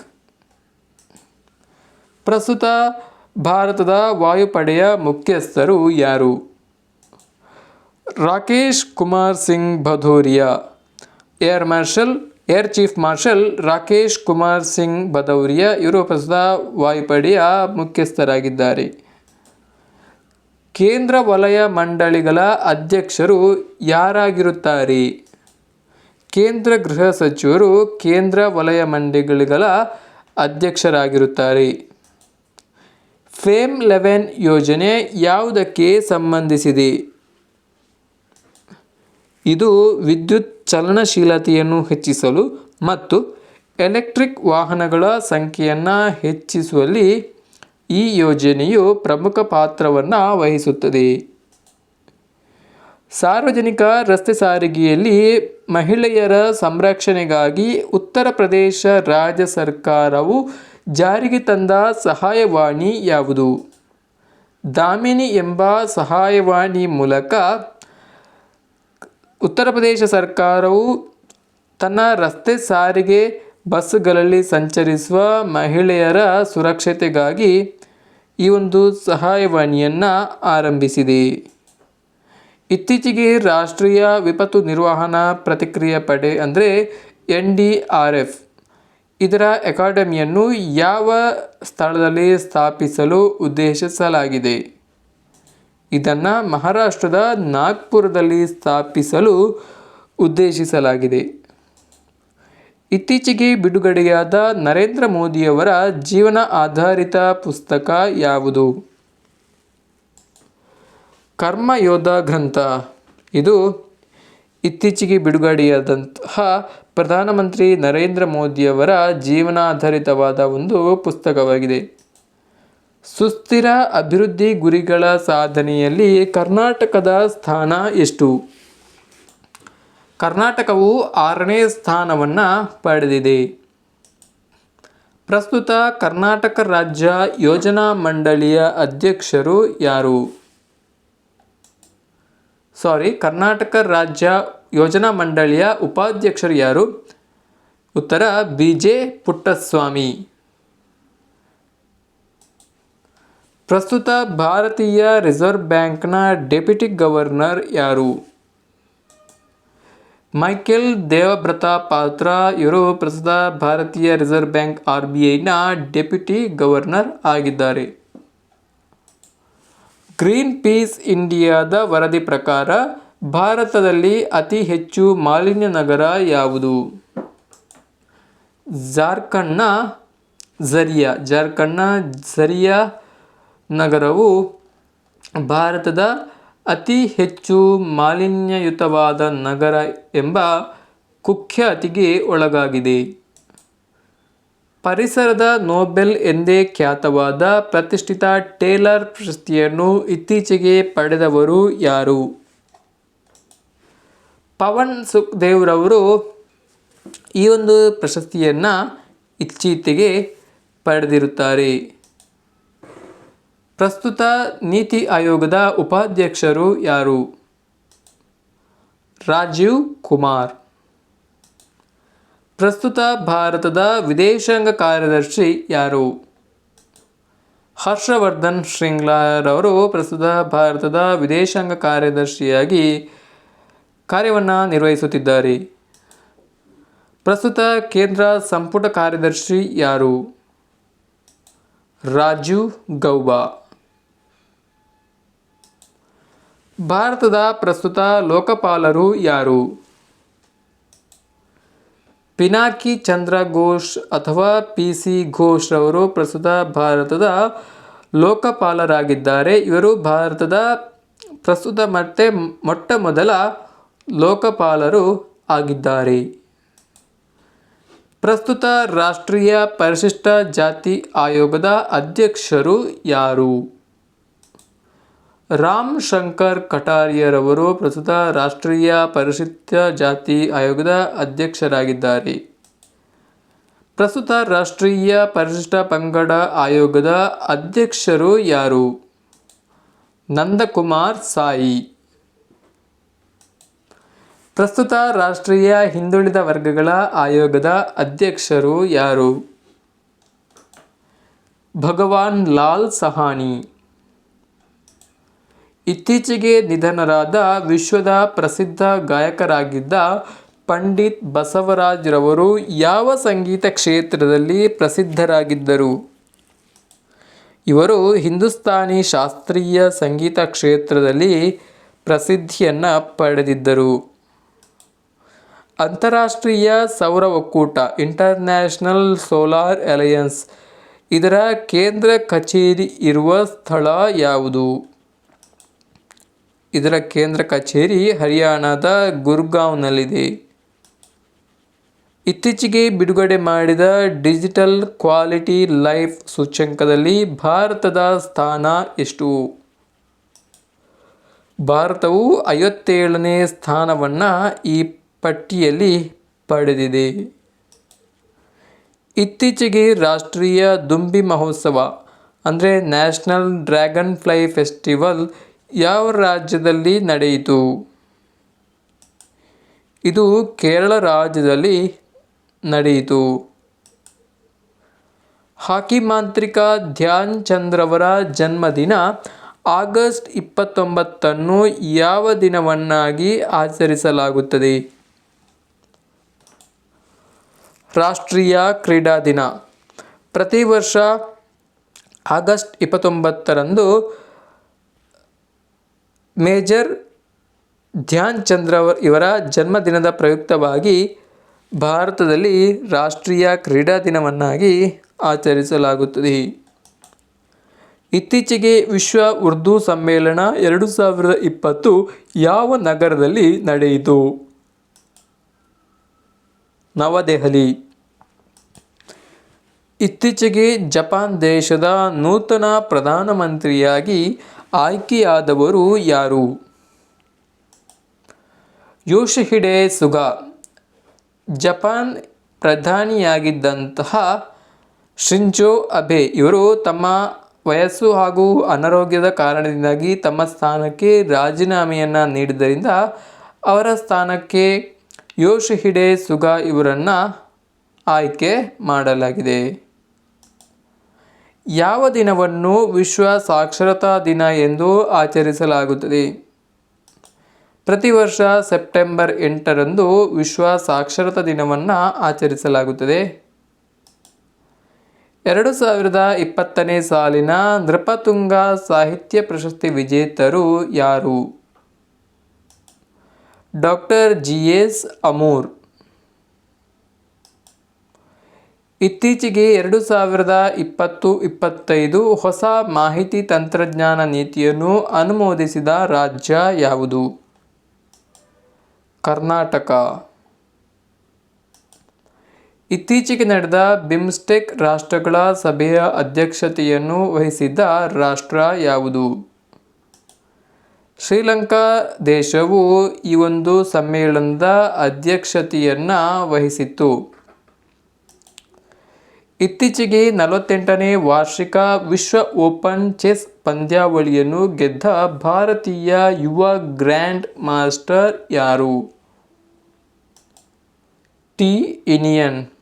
ಇವರು 48ನೇ ವಾರ್ಷಿಕ ವಿಶ್ವ ಓಪನ್ ಚೆಸ್ ಪಂದ್ಯಾವಳಿಯನ್ನು ಗೆದ್ದಂತಹ ಯುವ ಭಾರತೀಯ ಗ್ರ್ಯಾಂಡ್ ಮಾಸ್ಟರ್ ಆಗಿದ್ದಾರೆ.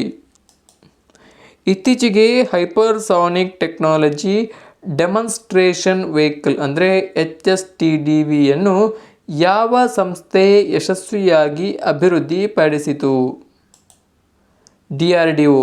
ರಕ್ಷಣಾ ಮತ್ತು ಸಂಶೋಧನಾ ಸಂಸ್ಥೆಯಾದಂತಹ DRDO ಈ ಒಂದು ವೆಹಿಕಲನ್ನು ಯಶಸ್ವಿಯಾಗಿ ಅಭಿವೃದ್ಧಿಪಡಿಸಿತ್ತು.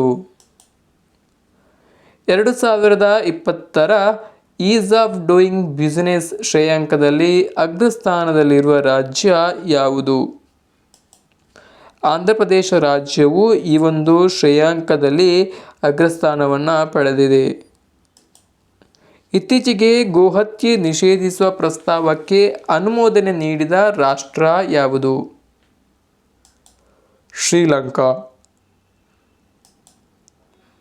ಇತ್ತೀಚೆಗೆ ಏಷ್ಯನ್ ಡೆವಲಪ್ಮೆಂಟ್ ಬ್ಯಾಂಕ್ ADB ಇದರ ನೆರವಿನೊಂದಿಗೆ 200 ಮೆಗಾವ್ಯಾಟ್ ಸಾಮರ್ಥ್ಯದ ಸೋಲಾರ್ ಪಾರ್ಕನ್ನು ಯಾವ ರಾಜ್ಯದಲ್ಲಿ ನಿರ್ಮಿಸಲಾಗುತ್ತಿದೆ? ಇದನ್ನು ಗುಜರಾತ್ ರಾಜ್ಯದಲ್ಲಿ ನಿರ್ಮಿಸಲಾಗುತ್ತದೆ. ಇತ್ತೀಚೆಗೆ ಹಳದಿ ಸಮುದ್ರದಲ್ಲಿ ಹಡಗಿನಿಂದ 9 ಉಪಗ್ರಹಗಳನ್ನು ಯಶಸ್ವಿಯಾಗಿ ಕಕ್ಷೆಗೆ ಕಳುಹಿಸಿದ ರಾಷ್ಟ್ರ ಯಾವುದು? ಚೀನಾ ದೇಶ ಇತ್ತೀಚೆಗೆ ತನ್ನ ಹಳದಿ ಸಮುದ್ರದಿಂದ ಹಡಗಿನಿಂದ 9 ಉಪಗ್ರಹಗಳನ್ನು ಯಶಸ್ವಿಯಾಗಿ ಕಕ್ಷೆಗೆ ಸೇರಿಸಿತ್ತು. 2020ರ 36ನೇ ರಾಷ್ಟ್ರೀಯ ಕ್ರೀಡಾಕೂಟದ ಆತಿಥ್ಯವನ್ನು ವಹಿಸಲಿರುವ ರಾಜ್ಯ ಯಾವುದು? ಗೋವಾ ರಾಜ್ಯವು ಈ ಒಂದು ಕ್ರೀಡಾಕೂಟದ ಆತಿಥ್ಯವನ್ನು ವಹಿಸಲಿದೆ. ಏಷ್ಯಾ ಸೊಸೈಟಿಯ 2020ರ ಏಷ್ಯಾ ಗೇಮ್ ಚೇಂಜರ್ ಪ್ರಶಸ್ತಿಗೆ ಭಾಜನರಾದ ಭಾರತೀಯ ವ್ಯಕ್ತಿ ಯಾರು? ವಿಕಾಸ್ ಖನ್ನಾರವರು ಈ ಒಂದು ಪ್ರಶಸ್ತಿಗೆ ಭಾಜನರಾಗಿದ್ದಾರೆ. ಮಹಿಳೆಯರ ಮೇಲಿನ ದೌರ್ಜನ್ಯವನ್ನು ಆಪರೇಷನ್ ದುರಾಚಾರಿ ಎಂಬ ಕಾರ್ಯಾಚರಣೆ ಆರಂಭಿಸಿದ ರಾಜ್ಯ ಯಾವುದು? ಉತ್ತರ ಪ್ರದೇಶ ರಾಜ್ಯ ಸರ್ಕಾರವು ಮಹಿಳೆಯರ ಮೇಲಿನ ದೌರ್ಜನ್ಯವನ್ನು ತಡೆಯಲು ಆಪರೇಷನ್ ದುರಾಚಾರಿ ಎಂಬ ಕಾರ್ಯಾಚರಣೆಯನ್ನು ಆರಂಭಿಸಿದೆ. ಜಿಮ್ಯಾಕ್ಸ್ 2020 ಎಂಬುದು ಯಾವ 2 ರಾಷ್ಟ್ರಗಳ ನಡುವೆ ನಡೆದ ಜಂಟಿ ಮಿಲಿಟರಿ ಕಾರ್ಯಾಚರಣೆಯಾಗಿದೆ? ಇದು ಭಾರತ ಮತ್ತು ಜಪಾನ್ ದೇಶಗಳ ನಡೆದಂತಹ ಒಂದು ಜಂಟಿ ಮಿಲಿಟರಿ ಕಾರ್ಯಾಚರಣೆಯಾಗಿದೆ. ಇತ್ತೀಚೆಗೆ NSO ಬಿಡುಗಡೆ ಮಾಡಿರುವ ಸಾಕ್ಷರತಾ ಪ್ರಮಾಣ ಪಟ್ಟಿಯಲ್ಲಿ ಕರ್ನಾಟಕದ ಸ್ಥಾನ ಎಷ್ಟು? ಕರ್ನಾಟಕವು 15ನೇ ಸ್ಥಾನವನ್ನು ಪಡೆದಿದೆ. ಈ ಪಟ್ಟಿಯಲ್ಲಿ ಕೇರಳ ರಾಜ್ಯವು ಪ್ರಥಮ ಸ್ಥಾನವನ್ನು ಪಡೆದಿದೆ. ಇತ್ತೀಚೆಗೆ ವಿಶ್ವ ಬ್ಯಾಂಕ್ನ ಕಾರ್ಯನಿರ್ವಾಹಕ ನಿರ್ದೇಶಕರಾಗಿ ನೇಮಕಗೊಂಡವರು ಯಾರು? ರಾಜೇಶ್ ಕುಲ್ಲರ್ ರವರು ಪ್ರಸ್ತುತ ವಿಶ್ವ ಬ್ಯಾಂಕ್ನ ಕಾರ್ಯನಿರ್ವಾಹಕ ನಿರ್ದೇಶಕರಾಗಿ ಕೆಲಸವನ್ನು ಮಾಡುತ್ತಿದ್ದಾರೆ. 2020ನೇ ಸಾಲಿನ ಪುರುಷರ ಇಟಾಲಿಯನ್ ಓಪನ್ ಪ್ರಶಸ್ತಿಯನ್ನು ಯಾರು ಗೆದ್ದಿದ್ದಾರೆ? Novak Djokovic. ಸರ್ಬಿಯಾದ ಆಟಗಾರ ನೊವಾಕ್ ಜೊಕೋವಿಕ್ ರವರು 2020ನೇ ಸಾಲಿನ ಪುರುಷರ ಇಟಾಲಿಯನ್ ಓಪನ್ ಪ್ರಶಸ್ತಿಯನ್ನು ಗೆದ್ದಿದ್ದಾರೆ. ಇತ್ತೀಚೆಗೆ DRDO ಒಡಿಶಾದ ಬಾಲಸೋರ್ನಲ್ಲಿ ಯಶಸ್ವಿಯಾಗಿ ಹಾರಾಟ ನಡೆಸಿದ ಕ್ಷಿಪಣಿಯ ಹೆಸರೇನು? ಅಭ್ಯಾಸ್ ಎಂಬ ಕ್ಷಿಪಣಿಯನ್ನು ಇತ್ತೀಚೆಗೆ DRDO ಒಡಿಶಾದ ಬಾಲಸೋರ್ ನೆಲೆಯಿಂದ ಯಶಸ್ವಿಯಾಗಿ ಪರೀಕ್ಷಾರ್ಥ ಹಾರಾಟವನ್ನು ನಡೆಸಿದೆ. ವಿಶ್ವ ಖಡ್ಗಮೃಗ ದಿನವನ್ನು ಯಾವಾಗ ಆಚರಿಸಲಾಗುತ್ತದೆ? ಪ್ರತಿ ವರ್ಷ ಸೆಪ್ಟೆಂಬರ್ 22ರಂದು ವಿಶ್ವ ಖಡ್ಗಮೃಗ ದಿನವನ್ನು ಆಚರಿಸಲಾಗುತ್ತದೆ. ವಾಷಿಂಗ್ಟನ್ನಲ್ಲಿರುವ ಅಂತಾರಾಷ್ಟ್ರೀಯ ಹಣಕಾಸು ನಿಧಿಯ ಕಾರ್ಯನಿರ್ವಾಹಕ ನಿರ್ದೇಶಕರ ಸಲಹೆಗಾರರಾಗಿ ಯಾರನ್ನು ನೇಮಿಸಲು ಕೇಂದ್ರ ಸರ್ಕಾರವು ಅನುಮೋದನೆ ನೀಡಿದೆ? ಸಿಮಾಂಚಲ್ ಡ್ಯಾಶ್ ಇವರನ್ನು ನೇಮಿಸಲು ಕೇಂದ್ರ ಸಚಿವ ಸಂಪುಟವು ಅನುಮೋದನೆ ನೀಡಿದೆ. ಪ್ರತಿಷ್ಠಿತ ಯಾಮಿನ್ ಹಜಾರಿಕಾ ಪ್ರಶಸ್ತಿ 2020ಕ್ಕೆ ಭಾಜನರಾದವರು ಯಾರು? ರಾನಾ ಸಬ್ಜಿಯವರು ಈ ಒಂದು ಪ್ರಶಸ್ತಿಗೆ ಭಾಜನರಾಗಿದ್ದಾರೆ. ಇತ್ತೀಚೆಗೆ ಏಸರ್ ಇಂಡಿಯಾದ ಬ್ರ್ಯಾಂಡ್ ಅಂಬಾಸಿಡರ್ ಆಗಿ ಯಾರನ್ನು ನೇಮಕ ಮಾಡಲಾಗಿದೆ? ಸೋನು ಸೂದ್, ಬಾಲಿವುಡ್ ನಟ ಸೋನು ಸೂದ್ ರವರನ್ನು ಈ ಒಂದು ಏಸರ್ ಇಂಡಿಯಾದ ಬ್ರ್ಯಾಂಡ್ ಅಂಬಾಸಿಡರ್ ಆಗಿ ನೇಮಕ ಮಾಡಲಾಗಿದೆ. ಇತ್ತೀಚೆಗೆ ಮುಖ್ಯಮಂತ್ರಿ ಗ್ರಾಮ್ ನಾರಿಮನ್ ಅಚೋನಿ ಯೋಜನೆಯನ್ನು ಪ್ರಾರಂಭಿಸಿದ ರಾಜ್ಯ ಯಾವುದು? ಅಸ್ಸಾಂ ರಾಜ್ಯ ಸರ್ಕಾರವು ಈ ಯೋಜನೆಯನ್ನು ಹಾಕಿಕೊಂಡಿದೆ. ಉತ್ಸಾಹಿ ಉದ್ಯಮಿಗಳಿಗೆ ನವೋದ್ಯಮ ಆರಂಭಿಸಲು ಅನುಕೂಲಕರ ವಾತಾವರಣ ನಿರ್ಮಿಸಿದ ರಾಜ್ಯಗಳು ಮತ್ತು ಕೇಂದ್ರಾಡಳಿತ ಪ್ರದೇಶಗಳ ಪೈಕಿ ಅಗ್ರಸ್ಥಾನ ಪಡೆದ ರಾಜ್ಯ ಯಾವುದು? ಕರ್ನಾಟಕ ರಾಜ್ಯವು ಈ ಒಂದು ಪಟ್ಟಿಯಲ್ಲಿ ಪ್ರಥಮ ಸ್ಥಾನವನ್ನು ಪಡೆದಿದೆ. ಭಾರತದ ಮೊದಲ ಕೋಸ್ಟ್ ಗಾರ್ಡ್ ಅಕಾಡೆಮಿಯನ್ನು ಕರ್ನಾಟಕದ ಯಾವ ಸ್ಥಳದಲ್ಲಿ ಸ್ಥಾಪಿಸಲು ಉದ್ದೇಶಿಸಲಾಗಿದೆ? ಇದನ್ನು ಮಂಗಳೂರಿನಲ್ಲಿ ಸ್ಥಾಪಿಸಲು ಉದ್ದೇಶಿಸಲಾಗಿದೆ. ಭಾರತದಲ್ಲಿ ಪ್ರತಿ ವರ್ಷ ಯಾವ ದಿನದಂದು ಅಂತಾರಾಷ್ಟ್ರೀಯ ಅಂತ್ಯೋದಯ ದಿನ ಎಂದು ಆಚರಿಸಲಾಗುತ್ತದೆ? ಸೆಪ್ಟೆಂಬರ್ 25. ಪಂಡಿತ್ ದೀನ್ ದಯಾಳ್ ಉಪಾಧ್ಯಾಯರ ಜನ್ಮದಿನವಾದ ಸೆಪ್ಟೆಂಬರ್ 25ರಂದು ಪ್ರತಿ ವರ್ಷ ಭಾರತದಲ್ಲಿ ರಾಷ್ಟ್ರೀಯ ಅಂತ್ಯೋದಯ ದಿನವನ್ನು ಆಚರಣೆ ಮಾಡಲಾಗುತ್ತದೆ. ರಾಷ್ಟ್ರೀಯ ಮಹಿಳಾ ಕ್ರಿಕೆಟ್ನ ಆಯ್ಕೆ ಸಮಿತಿಗೆ ಅಧ್ಯಕ್ಷರಾಗಿ ನೇಮಕಗೊಂಡವರು ಯಾರು? ನೀತು ಡೇವಿಡ್ ರವರು ಇತ್ತೀಚೆಗೆ ರಾಷ್ಟ್ರೀಯ ಮಹಿಳಾ ಕ್ರಿಕೆಟ್ನ ಆಯ್ಕೆ ಸಮಿತಿಗೆ ಅಧ್ಯಕ್ಷರಾಗಿ ಆಯ್ಕೆಯಾದರು. ವಿಶ್ವಸಂಸ್ಥೆಯ ವಿಶ್ವ ಪ್ರವಾಸೋದ್ಯಮ ಸಂಸ್ಥೆ 2020ನೇ ವರ್ಷವನ್ನು ಏನೆಂದು ಘೋಷಿಸಿದೆ? ಇದನ್ನು ಪ್ರವಾಸೋದ್ಯಮ ಮತ್ತು ಗ್ರಾಮೀಣಾಭಿವೃದ್ಧಿ ವರ್ಷ 2020 ಈ ರೀತಿ ಘೋಷಿಸಲಾಗಿದೆ. ಇತ್ತೀಚೆಗೆ ಇಂಟರ್ನೆಟ್ ಆಫ್ ಥಿಂಗ್ಸ್ ಸಾಧನೆಗಳಿಗಾಗಿ IIT ಮದ್ರಾಸ್ ಅಭಿವೃದ್ಧಿಪಡಿಸಿದ ಮೈಕ್ರೋ ಪ್ರೊಸೆಸರ್ನ ಹೆಸರೇನು? ಮೌಶಿಕ್ ಎಂಬ ಮೈಕ್ರೋ ಪ್ರೊಸೆಸರನ್ನು IIT ಮದ್ರಾಸ್ ಅಭಿವೃದ್ಧಿಪಡಿಸಿದೆ. ಇತ್ತೀಚೆಗೆ ಅಸ್ಸಾಂ ರಾಜ್ಯವು ಪ್ರವಾಸೋದ್ಯಮವನ್ನು ಉತ್ತೇಜಿಸಲು ಯಾವ ಯೋಜನೆಯನ್ನು ಆರಂಭಿಸಿದೆ? ಪರ್ಯಟನಾ ಸಂಜೀವಿನಿ ಎಂಬ ಯೋಜನೆಯ ಮೂಲಕ ಅಸ್ಸಾಂ ರಾಜ್ಯ ಸರ್ಕಾರವು ತನ್ನ ರಾಜ್ಯದ ಪ್ರವಾಸೋದ್ಯಮವನ್ನು ಆಕರ್ಷಿಸಲು ಮುಂದಾಗಿದೆ. ಬಳಕೆದಾರರ ಖಾತೆಗಳಲ್ಲಿನ ವಂಚನೆಗಳನ್ನು ತಡೆಗಟ್ಟಲು ಭಾರತದಲ್ಲಿ ಗ್ರಾಹಕರ ಜಾಗೃತಿ ಅಭಿಯಾನಕ್ಕಾಗಿ ಯಾವ ಬಾಲಿವುಡ್ ನಟನನ್ನು ಭಾರತೀಯ ರಿಸರ್ವ್ ಬ್ಯಾಂಕ್ನ ರಾಯಭಾರಿಯಾಗಿ ನೇಮಿಸಿದೆ? ಅಮಿತಾಬ್ ಬಚ್ಚನ್ ರವರನ್ನು ಈ ಒಂದು ಅಭಿಯಾನದ ರಾಯಭಾರಿಯನ್ನಾಗಿ ನೇಮಿಸಲಾಗಿದೆ. 2019-20ನೇ ವರ್ಷದ ಅಖಿಲ ಭಾರತ ಫುಟ್ಬಾಲ್ ಫೆಡರೇಷನ್ನ ಪುರುಷರ ಫುಟ್ಬಾಲ್ ಆಟಗಾರ ಪ್ರಶಸ್ತಿಗೆ ಭಾಜನರಾದ ಕ್ರೀಡಾಪಟು ಯಾರು? ಗುರುಪ್ರೀತ್ ಸಿಂಗ್ ಸಂಧು ಇವರು ಈ ಒಂದು ಪ್ರಶಸ್ತಿಗೆ ಭಾಜನರಾಗಿದ್ದಾರೆ.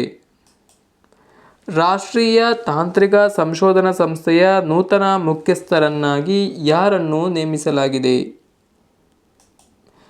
ಅನಿಲ್ ದಸ್ಮಾನ ಇವರನ್ನು ರಾಷ್ಟ್ರೀಯ ತಾಂತ್ರಿಕ ಸಂಶೋಧನಾ ಸಂಸ್ಥೆಯ ನೂತನ ಮುಖ್ಯಸ್ಥರನ್ನಾಗಿ ನೇಮಿಸಲಾಗಿದೆ. ಪ್ರಸ್ತುತ telecom regulatory authority of India ಅಂದರೆ ಟ್ರೈ ಇದರ ಮುಖ್ಯಸ್ಥರನ್ನಾಗಿ ಯಾರನ್ನು ನೇಮಿಸಲಾಗಿದೆ? VD ವಘೇಲಾ ಇವರನ್ನು ಟ್ರೈನ ಮುಖ್ಯಸ್ಥರಾಗಿ ನೇಮಿಸಲಾಗಿದೆ. ಇತ್ತೀಚೆಗೆ film and television institute of ಇಂಡಿಯಾದ ನೂತನ ಅಧ್ಯಕ್ಷರಾಗಿ ಯಾರು ನೇಮಕಗೊಂಡಿದ್ದಾರೆ?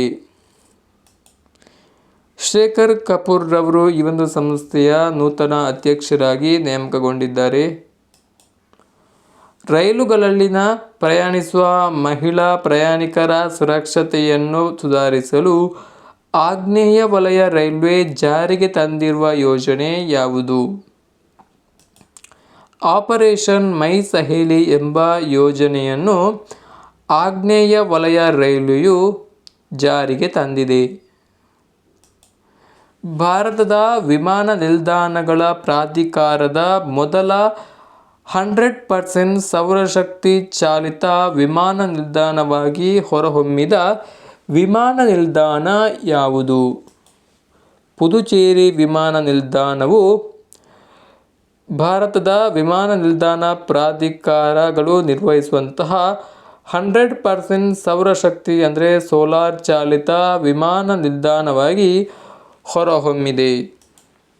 ಇತ್ತೀಚೆಗೆ ನಡೆದ 5ನೇ ಅಂತಾರಾಷ್ಟ್ರೀಯ ಆನ್ಲೈನ್ ಶೂಟಿಂಗ್ ಚಾಂಪಿಯನ್ಶಿಪ್ನಲ್ಲಿ 10 ಮೀಟರ್ ಏರ್ ರೈಫಲ್ ಸ್ಪರ್ಧೆಯಲ್ಲಿ ಭಾರತದ ಕ್ರೀಡಾಪಟು ಯಾರು? ಅಂದರೆ ಈ ಏರ್ ರೈಫಲ್ ಸ್ಪರ್ಧೆಯಲ್ಲಿ ಗೆದ್ದಂತಹ ಭಾರತದ ಕ್ರೀಡಾಪಟು ಯಾರು?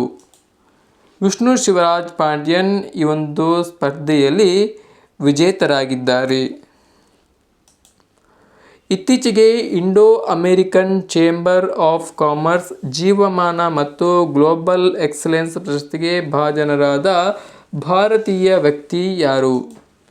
ರತನ್ ಟಾಟಾರವರು ಈ ಒಂದು ಪ್ರಶಸ್ತಿಗೆ ಭಾಜನರಾಗಿದ್ದಾರೆ. ವಾಯು ಮಾಲಿನ್ಯವನ್ನು ಕಡಿಮೆ ಮಾಡುವ ಉದ್ದೇಶದಿಂದ ದೆಹಲಿ ಸರ್ಕಾರವು ಜಾರಿಗೆ ತಂದಿರುವ ಮಾಲಿನ್ಯ ವಿರೋಧಿ ಅಭಿಯಾನ ಯಾವುದು? ಯುದ್ಧ ಪ್ರದೂಷಣ್ ಕೆ ವಿರೋಧ ಎಂಬ ಅಭಿಯಾನವನ್ನು ವಾಯು ಮಾಲಿನ್ಯವನ್ನು ಕಡಿಮೆ ಮಾಡುವುದಕ್ಕಾಗಿ ದೆಹಲಿ ಸರ್ಕಾರವು ಆರಂಭಿಸಿದೆ. ಇತ್ತೀಚೆಗೆ ಸ್ಟೇಟ್ ಬ್ಯಾಂಕ್ ಆಫ್ ಇಂಡಿಯಾದ ನೂತನ ಅಧ್ಯಕ್ಷರಾಗಿ ನೇಮಕಗೊಂಡವರು ಯಾರು? ದಿನೇಶ್ ಕುಮಾರ್ ಖಾರಾ ಇವರು ಇತ್ತೀಚೆಗೆ ಸ್ಟೇಟ್ ಬ್ಯಾಂಕ್ ಆಫ್ ಇಂಡಿಯಾ SBIನ ನೂತನ ಅಧ್ಯಕ್ಷರಾಗಿ ನೇಮಕಗೊಂಡಿದ್ದಾರೆ. 2020ನೇ ಸಾಲಿನ ಭೌತಶಾಸ್ತ್ರ ಕ್ಷೇತ್ರದ ನೊಬೆಲ್ ಪ್ರಶಸ್ತಿಗೆ ಪಾತ್ರರಾದ ವಿಜ್ಞಾನಿಗಳು ಯಾರು? ರೋಜರ್ ಪೆನ್ರೋಸ್, ರೆನ್ಹಾರ್ಡ್ ಜೆಂಜೆಲ್ ಹಾಗೂ ಆಂಡ್ರಿಯಾ ಫೆಸ್ ಇವರು ಈ 3 ವಿಜ್ಞಾನಿಗಳು ಜಂಟಿಯಾಗಿ 2020ನೇ ಸಾಲಿನ ಭೌತಶಾಸ್ತ್ರ ಕ್ಷೇತ್ರದ ನೊಬೆಲ್ ಪ್ರಶಸ್ತಿಯನ್ನು ಹಂಚಿಕೊಂಡಿದ್ದಾರೆ. ಇತ್ತೀಚೆಗೆ ಸ್ಟೇಟ್ ಬ್ಯಾಂಕ್ ಆಫ್ ಇಂಡಿಯಾದ ನೂತನ ಮುಖ್ಯ ಹಣಕಾಸು ಅಧಿಕಾರಿಯಾಗಿ ನೇಮಕಗೊಂಡವರು ಯಾರು? ಚರಣ್ಜಿತ್ ಅತ್ರಾರವರು ಸ್ಟೇಟ್ ಬ್ಯಾಂಕ್ ಆಫ್ ಇಂಡಿಯಾದ ನೂತನ ಮುಖ್ಯ ಹಣಕಾಸು ಅಧಿಕಾರಿಯಾಗಿ ನೇಮಕಗೊಂಡಿದ್ದಾರೆ. 2020ನೇ ಸಾಲಿನ ಗಾಂಧಿ ಪ್ರಶಸ್ತಿಗೆ ಭಾಜನರಾದ ವ್ಯಕ್ತಿ ಯಾರು? ಸಂಜಯ್ ಸಿಂಗ್. ಆಮ್ ಆದ್ಮಿ ಪಕ್ಷದ ಸಂಸದರಾದ ಸಂಜಯ್ ಸಿಂಗ್ ರವರು 2020ನೇ ಸಾಲಿನ ಗಾಂಧಿ ಪ್ರಶಸ್ತಿಗೆ ಭಾಜನರಾಗಿದ್ದಾರೆ. ಆನ್ಲೈನ್ ಪಿಂಚಣಿ ಸಲ್ಲಿಕೆ ಮತ್ತು ಟ್ರ್ಯಾಕಿಂಗ್ ವ್ಯವಸ್ಥೆಯನ್ನು ಹೊಂದಲು ಅಸ್ಸಾಂ ರಾಜ್ಯ ಸರ್ಕಾರ ಆರಂಭಿಸಿರುವ ಪೋರ್ಟಲ್ ಯಾವುದು? ಕೃತ್ಯಗತ ಪೋರ್ಟಲ್ ಎಂಬ ಮೂಲಕ ಅಸ್ಸಾಂ ರಾಜ್ಯ ಸರ್ಕಾರವು ಆನ್ಲೈನ್ ಪಿಂಚಣಿ ಸಲ್ಲಿಕೆ ಮತ್ತು ಟ್ರ್ಯಾಕಿಂಗ್ ವ್ಯವಸ್ಥೆಯನ್ನು ಹೊಂದಲು ಯೋಜಿಸಿದೆ. 2020ನೇ ಸಾಲಿನ ನೊಬೆಲ್ ಶಾಂತಿ ಪುರಸ್ಕಾರಕ್ಕೆ ಭಾಜನವಾದ ಸಂಸ್ಥೆ ಯಾವುದು? ವಿಶ್ವ ಆಹಾರ ಕಾರ್ಯಕ್ರಮ ವರ್ಲ್ಡ್ ಫುಡ್ ಪ್ರೋಗ್ರಾಮ್. ಇದು ಜಾಗತಿಕ ಹಸಿವಿನ ನಿವಾರಣೆ ಮಾಡುವಲ್ಲಿ ವಹಿಸಿದಂತಹ ಪಾತ್ರಕ್ಕಾಗಿ 2020ನೇ ಸಾಲಿನ ನೊಬೆಲ್ ಶಾಂತಿ ಪುರಸ್ಕಾರಕ್ಕೆ ಭಾಜನವಾಗಿದೆ. ರಾಷ್ಟ್ರೀಯ ಅಂಚೆ ದಿನವನ್ನು ಯಾವಾಗ ಆಚರಿಸಲಾಗುತ್ತದೆ?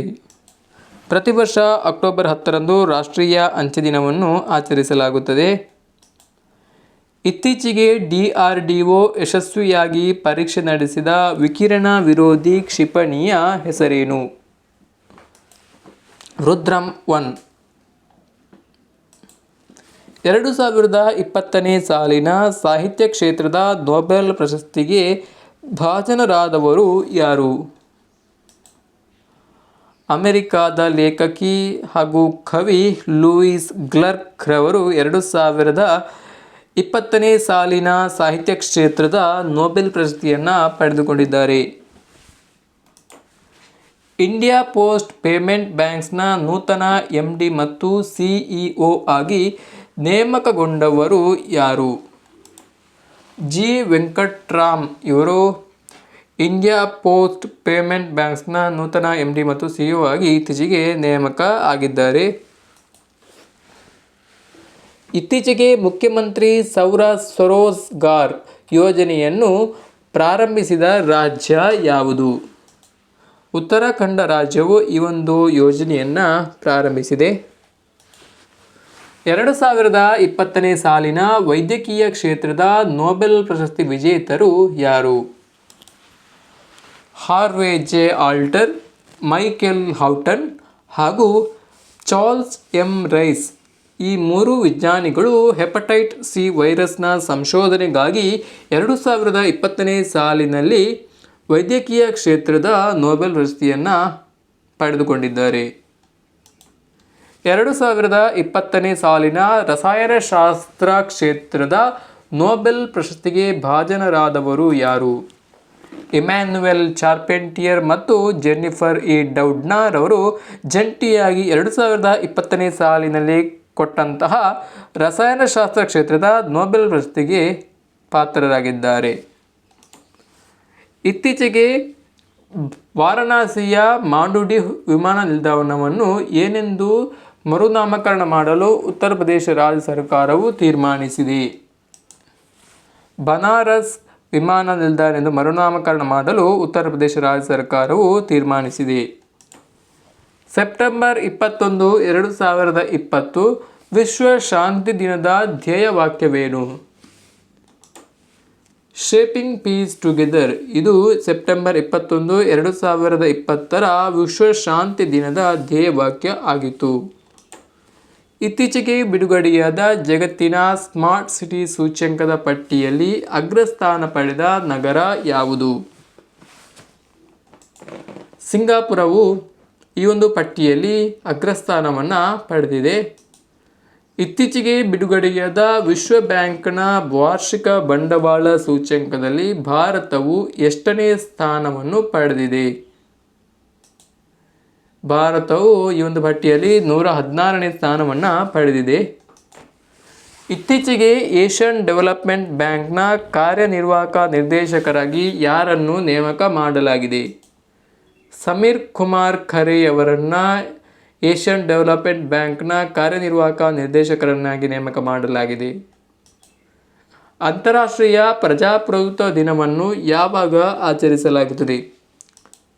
ಪ್ರತಿ ವರ್ಷ ಸೆಪ್ಟೆಂಬರ್ 15ರಂದು ಅಂತಾರಾಷ್ಟ್ರೀಯ ಪ್ರಜಾಪ್ರಭುತ್ವ ದಿನವನ್ನು ಆಚರಿಸಲಾಗುತ್ತದೆ. ಅಂತಾರಾಷ್ಟ್ರೀಯ ಓಝೋನ್ ಸಂರಕ್ಷಣಾ ದಿನವನ್ನು ಯಾವಾಗ ಆಚರಿಸಲಾಗುತ್ತದೆ?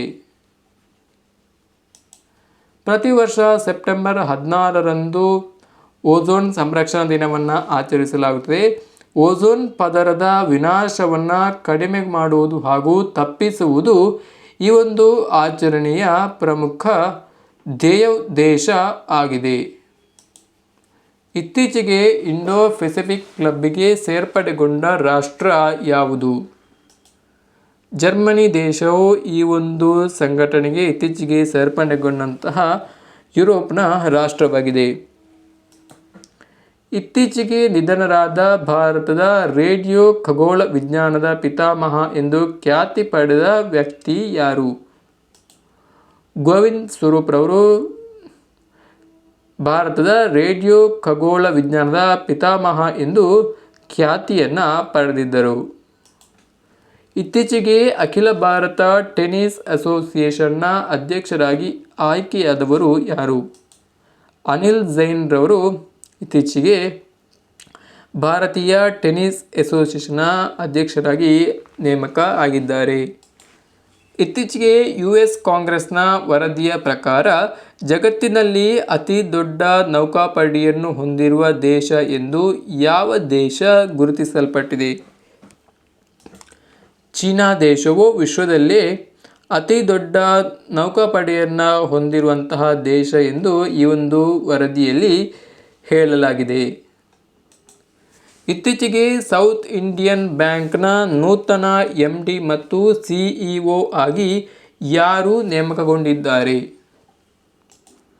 ಮುರಳಿ ರಾಮಕೃಷ್ಣನ್ರವರು ಸೌತ್ ಇಂಡಿಯನ್ ಬ್ಯಾಂಕ್ನ ನೂತನ MD ಮತ್ತು CEO ಆಗಿ ನೇಮಕಗೊಂಡಿದ್ದಾರೆ. ಇತ್ತೀಚೆಗೆ ರೈಲ್ವೆ ಮಂಡಳಿಯ ನೂತನ CEO ಆಗಿ ಯಾರು ನೇಮಕಗೊಂಡಿದ್ದಾರೆ? VK ಯಾದವ್ರವರು ಇತ್ತೀಚೆಗೆ ರೈಲ್ವೆ ಮಂಡಳಿಯ ನೂತನ CEO ಆಗಿ ನೇಮಕಗೊಂಡಿದ್ದಾರೆ. ನಾಗರಿಕ ಸೇವೆಗಳ ಸಾಮರ್ಥ್ಯ ವೃದ್ಧಿಗಾಗಿ ಕೇಂದ್ರ ಸಚಿವ ಸಂಪುಟವು ಜಾರಿಗೆ ತಂದಿರುವ ಯೋಜನೆ ಯಾವುದು? ಮಿಷನ್ ಕರ್ಮಯೋಗಿ ಎಂಬ ಯೋಜನೆಯ ಮೂಲಕ ಕೇಂದ್ರ ಸರ್ಕಾರವು ನಾಗರಿಕ ಸೇವೆಗಳ ಗುಣಮಟ್ಟವನ್ನು ವೃದ್ಧಿಸುವುದು ಹಾಗೆಯೇ ಆಡಳಿತ ಸೇವೆಗಳನ್ನು ಸುಧಾರಿಸುವ ಯೋಜನೆಯೊಂದಿಗೆ ಮಿಷನ್ ಕರ್ಮಯೋಗಿ ಅಭಿಯಾನವನ್ನು ಪ್ರಾರಂಭಿಸಿದೆ. ಭಾರತದಲ್ಲಿನ ವಾಹನ ತಯಾರಕರ ಅನುಕೂಲಕ್ಕಾಗಿ ಜಪಾನ್ ಬ್ಯಾಂಕ್ ಇಂಟರ್ನ್ಯಾಷನಲ್ ಕಾರ್ಪೊರೇಷನ್ನೊಂದಿಗೆ $1 ಬಿಲಿಯನ್ ಸಾಲ ಒಪ್ಪಂದವನ್ನು ಭಾರತದಲ್ಲಿ ಯಾವ ಬ್ಯಾಂಕ್ ಮಾಡಿಕೊಂಡಿದೆ? ಸ್ಟೇಟ್ ಬ್ಯಾಂಕ್ ಆಫ್ ಇಂಡಿಯಾ ಈ ಒಂದು ಒಪ್ಪಂದವನ್ನು ಮಾಡಿಕೊಂಡಿದೆ. ಶಾಂಘೈ ಕೋಆಪರೇಷನ್ ಆರ್ಗನೈಸೇಷನ್ SCOನ ವಿದೇಶಿ ಆರ್ಥಿಕ ಮತ್ತು ವಿದೇಶಿ ವ್ಯಾಪಾರ ಸಚಿವರ 19ನೇ ಸಭೆ ಯಾವ ದೇಶದ ಅಧ್ಯಕ್ಷತೆಯಲ್ಲಿ ನಡೆಯಿತು? ಇದು ಭಾರತದ ಅಧ್ಯಕ್ಷತೆಯಲ್ಲಿ ನಡೆದಂತಹ ಒಂದು ಸಭೆಯಾಗಿದೆ. 14ನೇ ಏಷ್ಯನ್ ಫಿಲ್ಮ್ ಅವಾರ್ಡ್ಸ್ 2020ರಲ್ಲಿ ಇತ್ತೀಚೆಗೆ ಯಾವ ಭಾರತೀಯ ಚಲನಚಿತ್ರ ಪ್ರಶಸ್ತಿ ಪಡೆದಿದೆ? ಗಲ್ಲಿ ಬಾಯ್ ಚಲನಚಿತ್ರ ಈ ಒಂದು ಪ್ರಶಸ್ತಿಯನ್ನು ಪಡೆದುಕೊಂಡಿದೆ. ಅಂತಾರಾಷ್ಟ್ರೀಯ ಅಂತರ್ಜಾಲ ದಿನ ಇಂಟರ್ನ್ಯಾಷನಲ್ ಇಂಟರ್ನೆಟ್ ಡೇ ಇದನ್ನು ಜಾಗತಿಕವಾಗಿ ಯಾವಾಗ ಆಚರಿಸಲಾಗುತ್ತದೆ? ಪ್ರತಿ ವರ್ಷ ಅಕ್ಟೋಬರ್ 29ರಂದು ಅಂತಾರಾಷ್ಟ್ರೀಯ ಅಂತರ್ಜಾಲ ದಿನ ಅಥವಾ ಇಂಟರ್ನ್ಯಾಷನಲ್ ಇಂಟರ್ನೆಟ್ ಡೇಯನ್ನು ಜಾಗತಿಕವಾಗಿ ಆಚರಿಸಲಾಗುತ್ತದೆ. ಭೂಮಿ ಮತ್ತು ಆಸ್ತಿ ನೋಂದಣಿಗಾಗಿ ಯಾವ ರಾಜ್ಯದಿಂದ ಧರಣಿ ವೆಬ್ ಪೋರ್ಟಲನ್ನು ಪ್ರಾರಂಭಿಸಲಾಗಿದೆ? ತೆಲಂಗಾಣ ರಾಜ್ಯವು ತನ್ನ ರಾಜ್ಯದಲ್ಲಿ ಭೂಮಿ ಮತ್ತು ಆಸ್ತಿ ನೋಂದಣಿಗಳಿಗಾಗಿ ಧರಣಿ ವೆಬ್ ಪೋರ್ಟಲನ್ನು ಪ್ರಾರಂಭಿಸಿದೆ. ಬೋಸ್ಟನ್ನ 2020ರ ಭಾರತ ಚಲನಚಿತ್ರೋತ್ಸವದಲ್ಲಿ ಯಾರು ಜೀವಮಾನ ಸಾಧನೆ ಪ್ರಶಸ್ತಿಯನ್ನು ಪಡೆದಿದ್ದಾರೆ? ಓಂ ಪುರಿಯವರು ಈ ಒಂದು ಪ್ರಶಸ್ತಿಯನ್ನು ಪಡೆದಿದ್ದಾರೆ. ಚಂದ್ರನ ಮೇಲ್ಮೈಯಲ್ಲಿ ನೀರಿನ ಉಪಸ್ಥಿತಿಯನ್ನು ಯಾವ ಬಾಹ್ಯಾಕಾಶ ಸಂಸ್ಥೆ ದೃಢಪಡಿಸಿದೆ? ಅಮೆರಿಕಾದ ಬಾಹ್ಯಾಕಾಶ ಸಂಸ್ಥೆಯಾದ ನಾಸಾವು ಚಂದ್ರನ ಮೇಲ್ಮೈಯಲ್ಲಿ ನೀರಿನ ಇರುವಿಕೆಯನ್ನು ಇತ್ತೀಚೆಗೆ ಪತ್ತೆ ಹಚ್ಚಿದೆ ಮತ್ತು ದೃಢಪಡಿಸಿದೆ. ಇತ್ತೀಚೆಗೆ ನಡೆದ ಬೆಲ್ಜಿಯಂ ಗ್ರ್ಯಾಂಡ್ ಪ್ರಿಕ್ಸ್ ಪ್ರಶಸ್ತಿ ವಿಜೇತರು ಯಾರು? ಲೆವಿಸ್ ಹ್ಯಾಮಿಲ್ಟನ್ ಇವರು ಇತ್ತೀಚೆಗೆ ನಡೆದಂತಹ ಬೆಲ್ಜಿಯಂ ಗ್ರ್ಯಾಂಡ್ ಪ್ರಿಕ್ಸ್ ಪ್ರಶಸ್ತಿಯನ್ನು ಪಡೆದುಕೊಂಡಿದ್ದಾರೆ. ದೇಶದಲ್ಲೇ ಮೊದಲ ಬಾರಿಗೆ ತರಕಾರಿ ಬೆಳೆಗಳಿಗೆ ಕನಿಷ್ಠ ಬೆಂಬಲ ಬೆಲೆ ನಿಗದಿಪಡಿಸಿದ ರಾಜ್ಯ ಯಾವುದು? ಕೇರಳ ರಾಜ್ಯವು ದೇಶದಲ್ಲೇ ಮೊದಲ ಬಾರಿಗೆ ತನ್ನ ರಾಜ್ಯದಲ್ಲಿ ತರಕಾರಿ ಬೆಳೆಗಳಿಗೆ ಕನಿಷ್ಠ ಬೆಂಬಲ ಬೆಲೆಯನ್ನು ನಿಗದಿಪಡಿಸಿದೆ. ಒಟ್ಟು 16 ಬಗೆಯ ತರಕಾರಿ ಬೆಳೆಗಳಿಗೆ ಕನಿಷ್ಠ ಬೆಂಬಲ ಬೆಲೆಯನ್ನು ಕೇರಳ ರಾಜ್ಯ ಸರ್ಕಾರವು ನಿಗದಿಪಡಿಸಿದೆ. ಇತ್ತೀಚೆಗೆ ಖಾದಿ ಮತ್ತು ಗ್ರಾಮೋದ್ಯೋಗ ಆಯೋಗದ ನೂತನ ಸಲಹೆಗಾರರಾಗಿ ಯಾರು ನೇಮಕಗೊಂಡಿದ್ದಾರೆ? ಸುನಿಲ್ ಸೇಥಿಯವರು ಇತ್ತೀಚೆಗೆ ಖಾದಿ ಮತ್ತು ಗ್ರಾಮೋದ್ಯೋಗ ಆಯೋಗದ ನೂತನ ಸಲಹೆಗಾರರಾಗಿ ನೇಮಕಗೊಂಡಿದ್ದಾರೆ. ಇತ್ತೀಚೆಗೆ ರಾಜ್ಯದ ನಗರ ಪ್ರದೇಶಗಳಿಗೆ ಕೊಳವೆ ನೀರಿನ ಸಂಪರ್ಕವನ್ನು ಒದಗಿಸಲು ಒಡಿಶಾ ರಾಜ್ಯ ಸರ್ಕಾರವು ಆರಂಭಿಸಿರುವ ಯೋಜನೆ ಯಾವುದು? ಸುಜಲಾ ಯೋಜನೆಯ ಮೂಲಕ ಒಡಿಶಾ ರಾಜ್ಯ ಸರ್ಕಾರವು ರಾಜ್ಯದ ನಗರ ಪ್ರದೇಶಗಳಿಗೆ ಕೊಳವೆ ನೀರಿನ ಸಂಪರ್ಕವನ್ನು ಮಾಡುವಂತಹ ಯೋಜನೆಯನ್ನು ಹೊಂದಿದೆ. ಇತ್ತೀಚೆಗೆ ಯುನೆಸ್ಕೋಗೆ ಭಾರತದ ಕಾಯಂ ಪ್ರತಿನಿಧಿಯಾಗಿ ನೇಮಕಗೊಂಡವರು ಯಾರು? ವಿಶಾಲ್ ವಿ ಶರ್ಮಾರವರು ಇತ್ತೀಚೆಗೆ ಯುನೆಸ್ಕೋಗೆ ಭಾರತದ ಕ್ರಾಯಂ ಪ್ರತಿನಿಧಿಯಾಗಿ ನೇಮಕ ಆಗಿದ್ದಾರೆ. ಸ್ಲೆನೆಕ್ಸ್ 2020 ಎಂಬುದು ಯಾವ ಎರಡು ದೇಶಗಳ ನಡುವಿನ ಜಂಟಿ ನೌಕಾ ಸಮರಾಭ್ಯಾಸವಾಗಿದೆ? ಇದು ಭಾರತ ಮತ್ತು ಶ್ರೀಲಂಕಾ ದೇಶಗಳ ನಡುವಿನ ಒಂದು ಜಂಟಿ ನೌಕಾ ಸಮರಾಭ್ಯಾಸವಾಗಿದೆ. ಇತ್ತೀಚೆಗೆ ಪ್ರಕಟಗೊಂಡ ಜಾಗತಿಕ ಹಸಿವು ಸೂಚ್ಯಂಕ 2020ರಲ್ಲಿ ಭಾರತವು ಎಷ್ಟನೇ ಸ್ಥಾನವನ್ನು ಪಡೆದಿದೆ?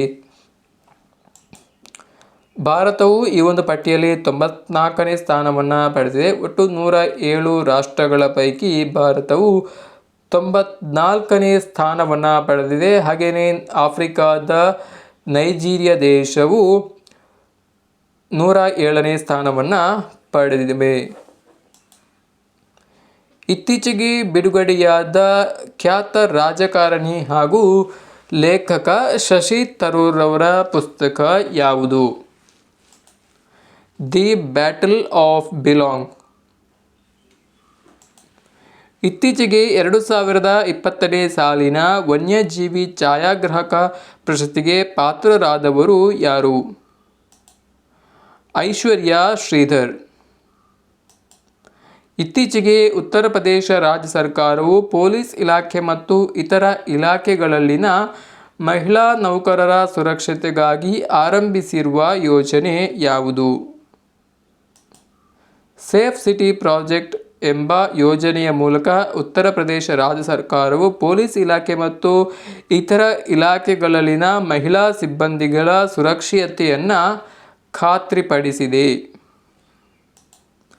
ಮನೆ ಬಾಗಿಲಿಗೆ ಆಡಳಿತ ಸೌಲಭ್ಯವನ್ನು ತಲುಪಿಸಲು ಜಮ್ಮು ಮತ್ತು ಕಾಶ್ಮೀರ ಕೇಂದ್ರಾಡಳಿತ ಪ್ರದೇಶವು ಆರಂಭಿಸಿದ ಕಾರ್ಯಕ್ರಮ ಯಾವುದು?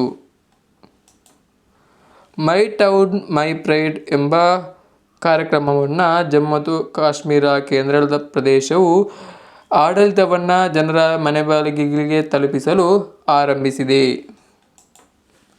ಇತ್ತೀಚೆಗೆ ಭಾರತವು ಒಡಿಶಾದ ಇಂಟಿಗ್ರೇಟೆಡ್ ಟೆಸ್ಟ್ ರೇಂಜ್ನಿಂದ ಪರೀಕ್ಷಾರ್ಥ ಉಡಾವಣೆ ಮಾಡಿದ ಕ್ಷಿಪಣಿ ಯಾವುದು? ಸ್ಯಾಂಟ್ ಎಂಬ ಕ್ಷಿಪಣಿಯನ್ನು ಭಾರತವು ಒಡಿಶಾದ ಇಂಟಿಗ್ರೇಟೆಡ್ ಟೆಸ್ಟ್ ರೇಂಜ್ನಿಂದ ಪರೀಕ್ಷಾರ್ಥ ಉಡಾವಣೆ ಮಾಡಿದೆ. ಇತ್ತೀಚೆಗೆ ನಡೆದ ಡೆನ್ಮಾರ್ಕ್ ಓಪನ್ ಮಹಿಳಾ ಸಿಂಗಲ್ಸ್ನಲ್ಲಿ ಜಯಶಾಲಿಯಾದ ಕ್ರೀಡಾಪಟು ಯಾರು? ನೊಜೊಮಿ ಒಕುಹರಾ ಇವರು ಡೆನ್ಮಾರ್ಕ್ ಓಪನ್ ಮಹಿಳಾ ಸಿಂಗಲ್ಸ್ನಲ್ಲಿ ಜಯಶಾಲಿಯಾಗಿದ್ದಾರೆ.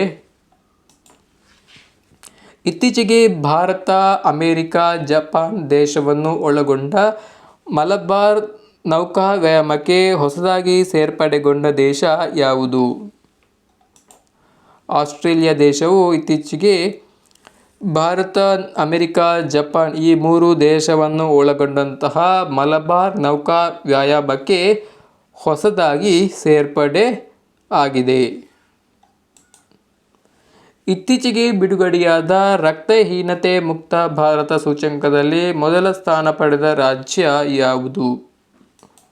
ಹರಿಯಾಣ ರಾಜ್ಯವು ಈ ಒಂದು ಸೂಚ್ಯಂಕದಲ್ಲಿ ಮೊದಲ ಸ್ಥಾನವನ್ನು ಪಡೆದಿದೆ. ವಿಶ್ವ ಪೋಲಿಯೋ ದಿನವನ್ನು ಯಾವಾಗ ಆಚರಿಸಲಾಗುತ್ತದೆ? ಪ್ರತಿ ವರ್ಷ ಅಕ್ಟೋಬರ್ 24ರಂದು ವಿಶ್ವ ಪೋಲಿಯೋ ದಿನವನ್ನು ಆಚರಿಸಲಾಗುತ್ತದೆ. ವಿಶ್ವ ಕಾರ್ಮಿಕ ಸಂಸ್ಥೆ ಆಡಳಿತ ಮಂಡಳಿಯ ಅಧ್ಯಕ್ಷರನ್ನಾಗಿ ಯಾರನ್ನು ನೇಮಿಸಲಾಗಿದೆ? ಅಪೂರ್ವ ಚಂದ್ರರವರನ್ನು ವಿಶ್ವ ಕಾರ್ಮಿಕ ಸಂಸ್ಥೆಯ ಆಡಳಿತ ಮಂಡಳಿಯ ಅಧ್ಯಕ್ಷರನ್ನಾಗಿ ನೇಮಿಸಲಾಗಿದೆ. ಇತ್ತೀಚೆಗೆ ಅಂತಾರಾಷ್ಟ್ರೀಯ ಹಣಕಾಸು ನಿಧಿಗೆ 190ನೇ ಸದಸ್ಯ ರಾಷ್ಟ್ರವಾಗಿ ಸೇರ್ಪಡೆಗೊಂಡ ದೇಶ ಯಾವುದು? ಅಂಡೋರಾ ದೇಶವು 190ನೇ ಸದಸ್ಯ ರಾಷ್ಟ್ರವಾಗಿ ಅಂತಾರಾಷ್ಟ್ರೀಯ ಹಣಕಾಸು ನಿಧಿ ಅಂದರೆ IMFಗೆ ಇತ್ತೀಚೆಗೆ ಸೇರ್ಪಡೆಗೊಂಡಿದೆ. ಇತ್ತೀಚೆಗೆ ಜಗತ್ತಿನ ಅತಿ ಉದ್ದವಾದ ದೇವಾಲಯ ರೋಪ್ ವೇ ಯೋಜನೆಗೆ ಪ್ರಧಾನಮಂತ್ರಿ ನರೇಂದ್ರ ಮೋದಿಯವರು ಚಾಲನೆ ನೀಡಿದರು. ಇದನ್ನು ಯಾವ ರಾಜ್ಯದಲ್ಲಿ ಸ್ಥಾಪಿಸಲು ಉದ್ದೇಶಿಸಲಾಗಿದೆ? ಇದನ್ನು ಗುಜರಾತ್ನ ಜುನಾಗಢದ ಗಿರ್ನಾರ್ನಲ್ಲಿ ಸ್ಥಾಪಿಸಲು ಉದ್ದೇಶಿಸಲಾಗಿದೆ. ಇತ್ತೀಚೆಗೆ ಪ್ರಕಟಗೊಂಡ ಜಾಗತಿಕ ಮೊಬೈಲ್ ಇಂಟರ್ನೆಟ್ ವೇಗದಲ್ಲಿ ಭಾರತವು ಎಷ್ಟನೇ ಸ್ಥಾನ ಪಡೆದಿದೆ? ಭಾರತವು ಈ ಒಂದು ಪಟ್ಟಿಯಲ್ಲಿ 131ನೇ ಸ್ಥಾನವನ್ನು ಪಡೆದಿದೆ. ಇತ್ತೀಚೆಗೆ ವಿಶ್ವ ಬ್ಯಾಂಕ್ ನೆರವಿನಿಂದ ಭಾರತದ ಯಾವ ರಾಜ್ಯದಲ್ಲಿ ಸ್ಯಾಂಡ್ ಡೋರ್ ಪಾರ್ಕ್ ಅನ್ನು ಎಲ್ಲಿ ಸ್ಥಾಪಿಸಲು ಉದ್ದೇಶಿಸಲಾಗಿದೆ? ಇದನ್ನು ಗೋವಾ ರಾಜ್ಯದಲ್ಲಿ ಸ್ಥಾಪಿಸಲು ಉದ್ದೇಶಿಸಲಾಗಿದೆ. ಇತ್ತೀಚೆಗೆ ಕೇಂದ್ರ ಸರ್ಕಾರದ PM ಸ್ವನಿಧಿ ಸಾಲ ಯೋಜನೆಯಡಿಯಲ್ಲಿ ಅತಿ ಹೆಚ್ಚು ಸಾಲವನ್ನು ಅನುಮೋದಿಸಿದ ರಾಜ್ಯ ಯಾವುದು? ಉತ್ತರ ಪ್ರದೇಶ ರಾಜ್ಯವು ಈ ಒಂದು ಯೋಜನೆಯ ಅಡಿಯಲ್ಲಿ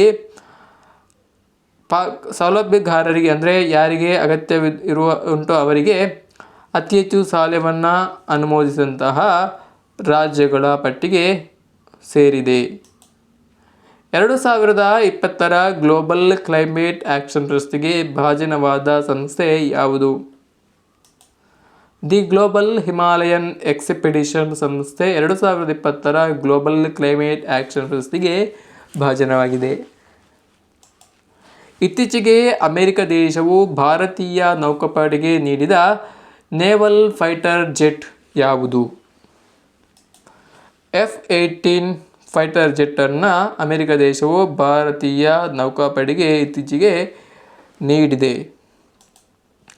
ಅಂತರ್ಜಾತಿ ವಿವಾಹವಾಗುವ ದಂಪತಿಗಳಿಗೆ ಪ್ರೋತ್ಸಾಹಧನ ನೀಡಲು ಇತ್ತೀಚೆಗೆ ಒಡಿಶಾ ರಾಜ್ಯವು ಪ್ರಾರಂಭಿಸಿದ ಪೋರ್ಟಲ್ ಯಾವುದು? ಸುಮಂಗಲ ಪೋರ್ಟಲನ್ನು ಈ ಒಂದು ಉದ್ದೇಶಕ್ಕಾಗಿ ಒಡಿಶಾ ರಾಜ್ಯ ಸರ್ಕಾರವು ಪ್ರಾರಂಭಿಸಿದೆ.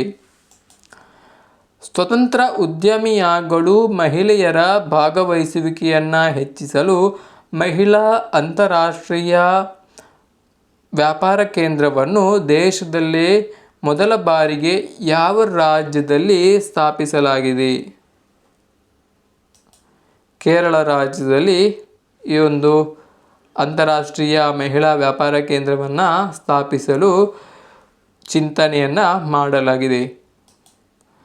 ಭಾರತವು ಯಾವ ದೇಶದೊಂದಿಗೆ ಜಂಟಿಯಾಗಿ ಶಿನ್ಯು ಮೈತ್ರಿ ಎಂಬ ಸಮರಾಭ್ಯಾಸವನ್ನು ಆಯೋಜಿಸುತ್ತಿದೆ? ಭಾರತವು ಜಪಾನ್ ದೇಶದೊಂದಿಗೆ ಶಿನ್ಯು ಮೈತ್ರಿ ಎಂಬ ಜಂಟಿ ಸಮರಾಭ್ಯಾಸವನ್ನು ಆಯೋಜಿಸುತ್ತದೆ. ಭಾರತದ ಮತ್ತು ಸಿಂಗಾಪುರ ನಡುವೆ ಜಾಯಿಂಟ್ ಮಿಲಿಟರಿ ಟ್ರೈನಿಂಗ್ 10ನೇ ಆವೃತ್ತಿಯು ಕಲೈಕುಂಡ ಏರ್ಫೋರ್ಸ್ನಲ್ಲಿ ನಡೆಯಿತು. ಈ ಕಲೈಕುಂಡ್ ಏರ್ಫೋರ್ಸ್ ಯಾವ ರಾಜ್ಯದಲ್ಲಿದೆ? ಇದು ಪಶ್ಚಿಮ ಬಂಗಾಳ ರಾಜ್ಯದಲ್ಲಿ ಕಂಡುಬರುವಂತಹ ಒಂದು ಏರ್ಫೋರ್ಸ್ ಆಗಿದೆ, ಅಂದರೆ ವಾಯುನೆಲೆ ಆಗಿದೆ. ಭಾರತದ ಯೂನಿಕಾರ್ನ್ ಉದ್ಯಮಗಳಲ್ಲಿ ಹೂಡಿಕೆ ಮಾಡಿರುವ ಕಂಪನಿಗಳ ಸಾಲಿನಲ್ಲಿ ಮೊದಲ ಸ್ಥಾನ ಪಡೆದ ಕಂಪನಿ ಯಾವುದು? ಸಿಕ್ವೋಯಾ ಕ್ಯಾಪಿಟಲ್ ಇಂಡಿಯಾ ಈ ಕಂಪನಿ ಮೊದಲ ಸ್ಥಾನವನ್ನು ಪಡೆದಿದೆ. ಇತ್ತೀಚೆಗೆ ಜಮ್ಮು ಮತ್ತು ಕಾಶ್ಮೀರ ಕೇಂದ್ರೀಯ ಮೀಸಲು ಪಡೆಯ ಮುಖ್ಯಸ್ಥರಾದ ಮಹಿಳೆ ಯಾರು? ಚಾರು ಸಿನ್ಹಾರವರು ಇತ್ತೀಚೆಗೆ ಜಮ್ಮು ಮತ್ತು ಕಾಶ್ಮೀರ ವಿಭಾಗದ ಕೇಂದ್ರೀಯ ಮೀಸಲು ಪಡೆ ಅಂದರೆ CRPFನ ನೂತನ ಮುಖ್ಯಸ್ಥರಾಗಿ ಆಯ್ಕೆಯಾಗಿದ್ದಾರೆ. ಈ ಮೂಲಕ ಈ ಹುದ್ದೆಗೆ ಏರಿದಂತಹ ಪ್ರಥಮ ಮಹಿಳೆ ಎಂಬ ಹೆಗ್ಗಳಿಕೆಗೆ ಚಾರು ಸಿನ್ಹಾರವರು ಪಾತ್ರರಾಗಿದ್ದಾರೆ. ಇತ್ತೀಚೆಗೆ ಕೆನಡಾ ಭಾರತ ವ್ಯಾಪಾರ ಸಮಿತಿಯ 2020ನೇ ಸಾಲಿನ ಜಾಗತಿಕ ಸೇವಾ ಪ್ರಶಸ್ತಿಗೆ ಭಾಜನರಾದ ಭಾರತೀಯ ಮೂಲದ ಅಮೆರಿಕನ್ ವ್ಯಕ್ತಿ ಯಾರು? MR ರಂಗಸ್ವಾಮಿಯವರು ಈ ಒಂದು ಪ್ರಶಸ್ತಿಗೆ ಭಾಜನರಾಗಿದ್ದಾರೆ. 2020ನೇ ಸಾಲಿನ ಅರ್ಥಶಾಸ್ತ್ರ ಕ್ಷೇತ್ರದ ನೊಬೆಲ್ ಪ್ರಶಸ್ತಿ ವಿಜೇತರು ಯಾರು? ಪೌಲ್ ಆರ್ ಮಿಲ್ಗ್ರೋವ್ ಮತ್ತು ರಾಬರ್ಟ್ ಬಿ ವಿಲ್ಸನ್ ರವರು 2020ನೇ ಸಾಲಿನ ಅರ್ಥಶಾಸ್ತ್ರ ಕ್ಷೇತ್ರದ ನೊಬೆಲ್ ಪ್ರಶಸ್ತಿಯನ್ನು ಪಡೆದುಕೊಂಡಿದ್ದಾರೆ. ಇವರಿಬ್ಬರು ಅಮೆರಿಕ ದೇಶದ ಪ್ರಖ್ಯಾತ ಅರ್ಥಶಾಸ್ತ್ರಜ್ಞರಾಗಿದ್ದಾರೆ. ಇತ್ತೀಚೆಗೆ ಕೇಂದ್ರ ಮಾಹಿತಿ ಆಯೋಗದ ನೂತನ ಮುಖ್ಯಸ್ಥ ಆಯುಕ್ತರನ್ನಾಗಿ ಯಾರು ನೇಮಕಗೊಂಡಿದ್ದಾರೆ? ಹರ್ಷವರ್ಧನ್ ಕುಮಾರ್ ಸಿನ್ಹಾರವರು ಕೇಂದ್ರ ಮಾಹಿತಿ ಆಯೋಗದ ನೂತನ ಮುಖ್ಯಸ್ಥರಾಗಿ ಆಯ್ಕೆ ಆಗಿದ್ದಾರೆ. ರಾಫೆಲ್ ಯುದ್ಧ ವಿಮಾನವನ್ನು ಹಾರಿಸುವ ಮೊದಲ ಮಹಿಳಾ ಪೈಲಟ್ ಆಗಿ ಆಯ್ಕೆಯಾದ ಭಾರತೀಯ ಮಹಿಳಾ ಪೈಲಟ್ ಯಾರು?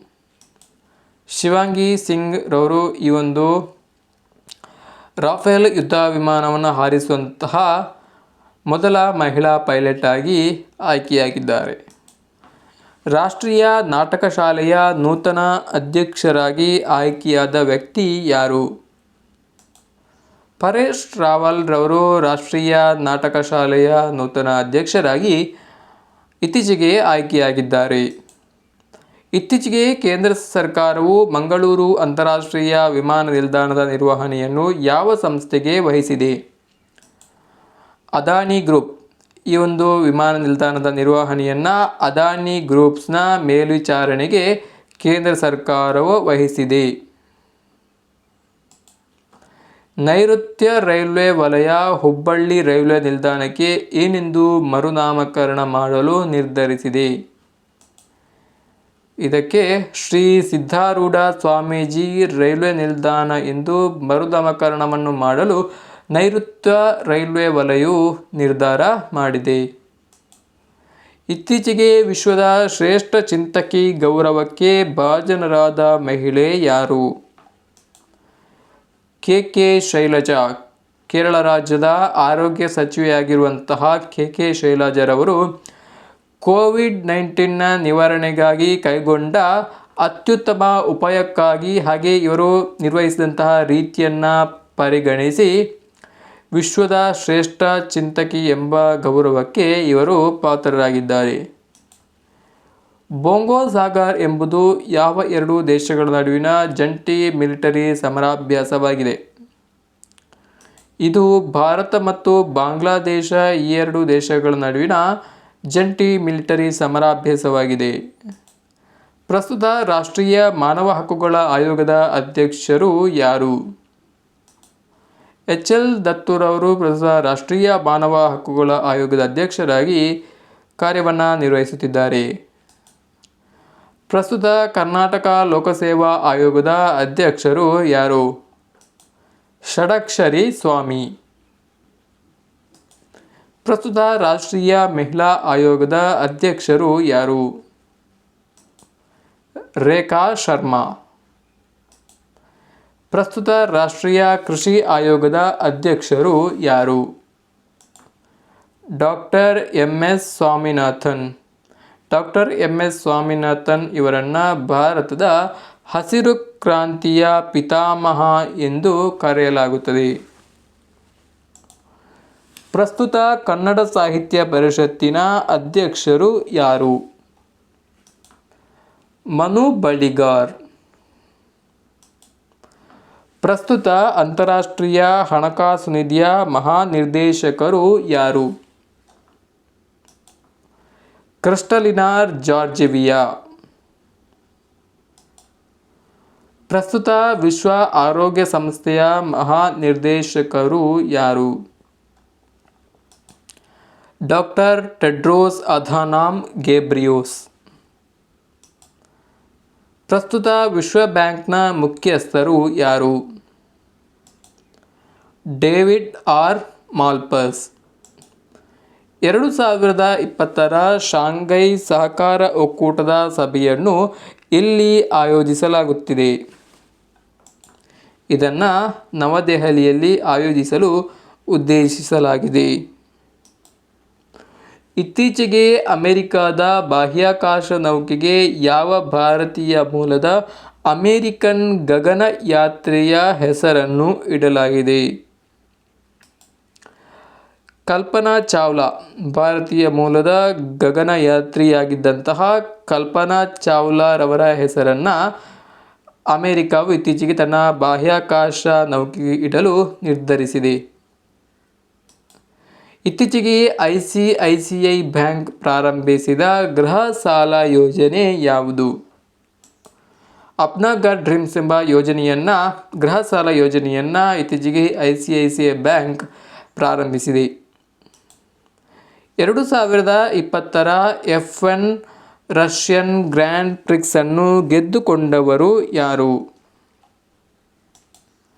ವಾಲ್ಟೆರಿ ಬಾಟಸ್ ರವರು ಈ ಒಂದು F1 ರಷ್ಯನ್ ಗ್ರ್ಯಾಂಡ್ ಪ್ರಿಕ್ಸ್ 2020 ಗೆದ್ದುಕೊಂಡಿದ್ದಾರೆ.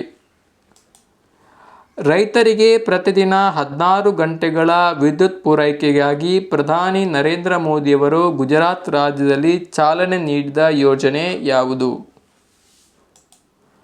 ಕಿಸಾನ್ ಸೂರ್ಯೋದಯ ಯೋಜನೆಯ ಮೂಲಕ ಗುಜರಾತ್ ರಾಜ್ಯದ ರೈತರಿಗೆ ಪ್ರತಿದಿನ 16 ಗಂಟೆಗಳ ನಿರಂತರ ವಿದ್ಯುತ್ ಪೂರೈಕೆಯನ್ನು ಮಾಡುವ ಯೋಜನೆಗೆ ಪ್ರಧಾನಮಂತ್ರಿ ನರೇಂದ್ರ ಮೋದಿಯವರು ಇತ್ತೀಚೆಗೆ ಗುಜರಾತ್ನಲ್ಲಿ ಚಾಲನೆಯನ್ನು ನೀಡಿದರು.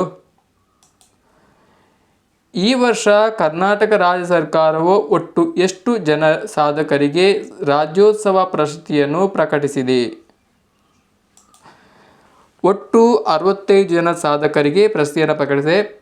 ವಿವಿಧ ಕ್ಷೇತ್ರಗಳಲ್ಲಿ ಸಾಧನೆಯನ್ನು ಮಾಡಿದಂತಹ ಒಟ್ಟು 65 ಜನ ಸಾಧಕರಿಗೆ ಕರ್ನಾಟಕ ರಾಜ್ಯ ಸರ್ಕಾರವು 2020ನೇ ಸಾಲಿನ ರಾಜ್ಯೋತ್ಸವ ಪ್ರಶಸ್ತಿಯನ್ನು ಘೋಷಿಸಿದೆ. ಈ ಪ್ರಶಸ್ತಿಯನ್ನು ನವೆಂಬರ್ 1ರಂದು ಪ್ರದಾನ ಮಾಡಲಾಗುತ್ತದೆ. ರಾಷ್ಟ್ರೀಯ ಏಕತಾ ದಿನವನ್ನು ಯಾವಾಗ ಆಚರಿಸಲಾಗುತ್ತದೆ?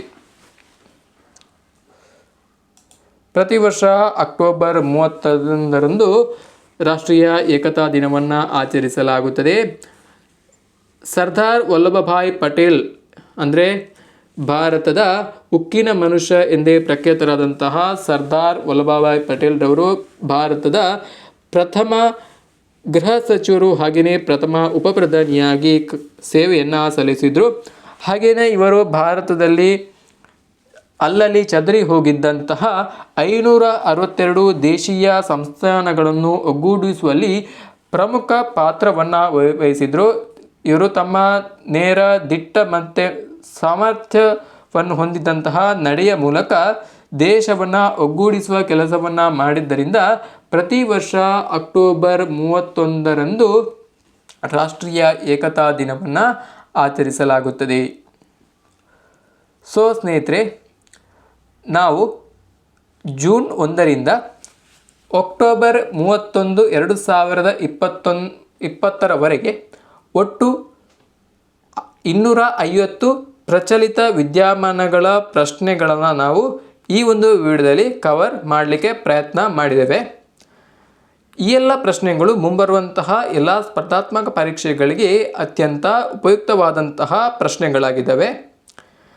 ಈ ಒಂದು ಇನ್ಫಾರ್ಮೇಷನ್ ನಿಮಗೆ ಒಂದು ವೇಳೆ ಯೂಸ್ಫುಲ್ ಅನಿಸಿದರೆ ಈ ವಿಡಿಯೋವನ್ನು ಲೈಕ್ ಮಾಡಿ, ಹಾಗೆ ಈ ವಿಡಿಯೋವನ್ನು ಹೆಚ್ಚೆಚ್ಚು ನಿಮ್ಮ ಸ್ನೇಹಿತರೊಂದಿಗೆ ಶೇರ್ ಮಾಡಿ, ನಮ್ಮ ಚಾನೆಲನ್ನು ಕೂಡ ಸಬ್ಸ್ಕ್ರೈಬ್ ಮಾಡಿಕೊಳ್ಳಿ. ಮುಂದಿನ ವಿಡಿಯೋದಲ್ಲಿ ಮತ್ತೊಂದು ಉಪಯುಕ್ತ ಮಾಹಿತಿಯನ್ನು ನಿಮಗೆ ತಿಳಿಸುವ ಪ್ರಯತ್ನವನ್ನು ನಾವು ಮಾಡ್ತೇವೆ. ವಂದನೆಗಳು.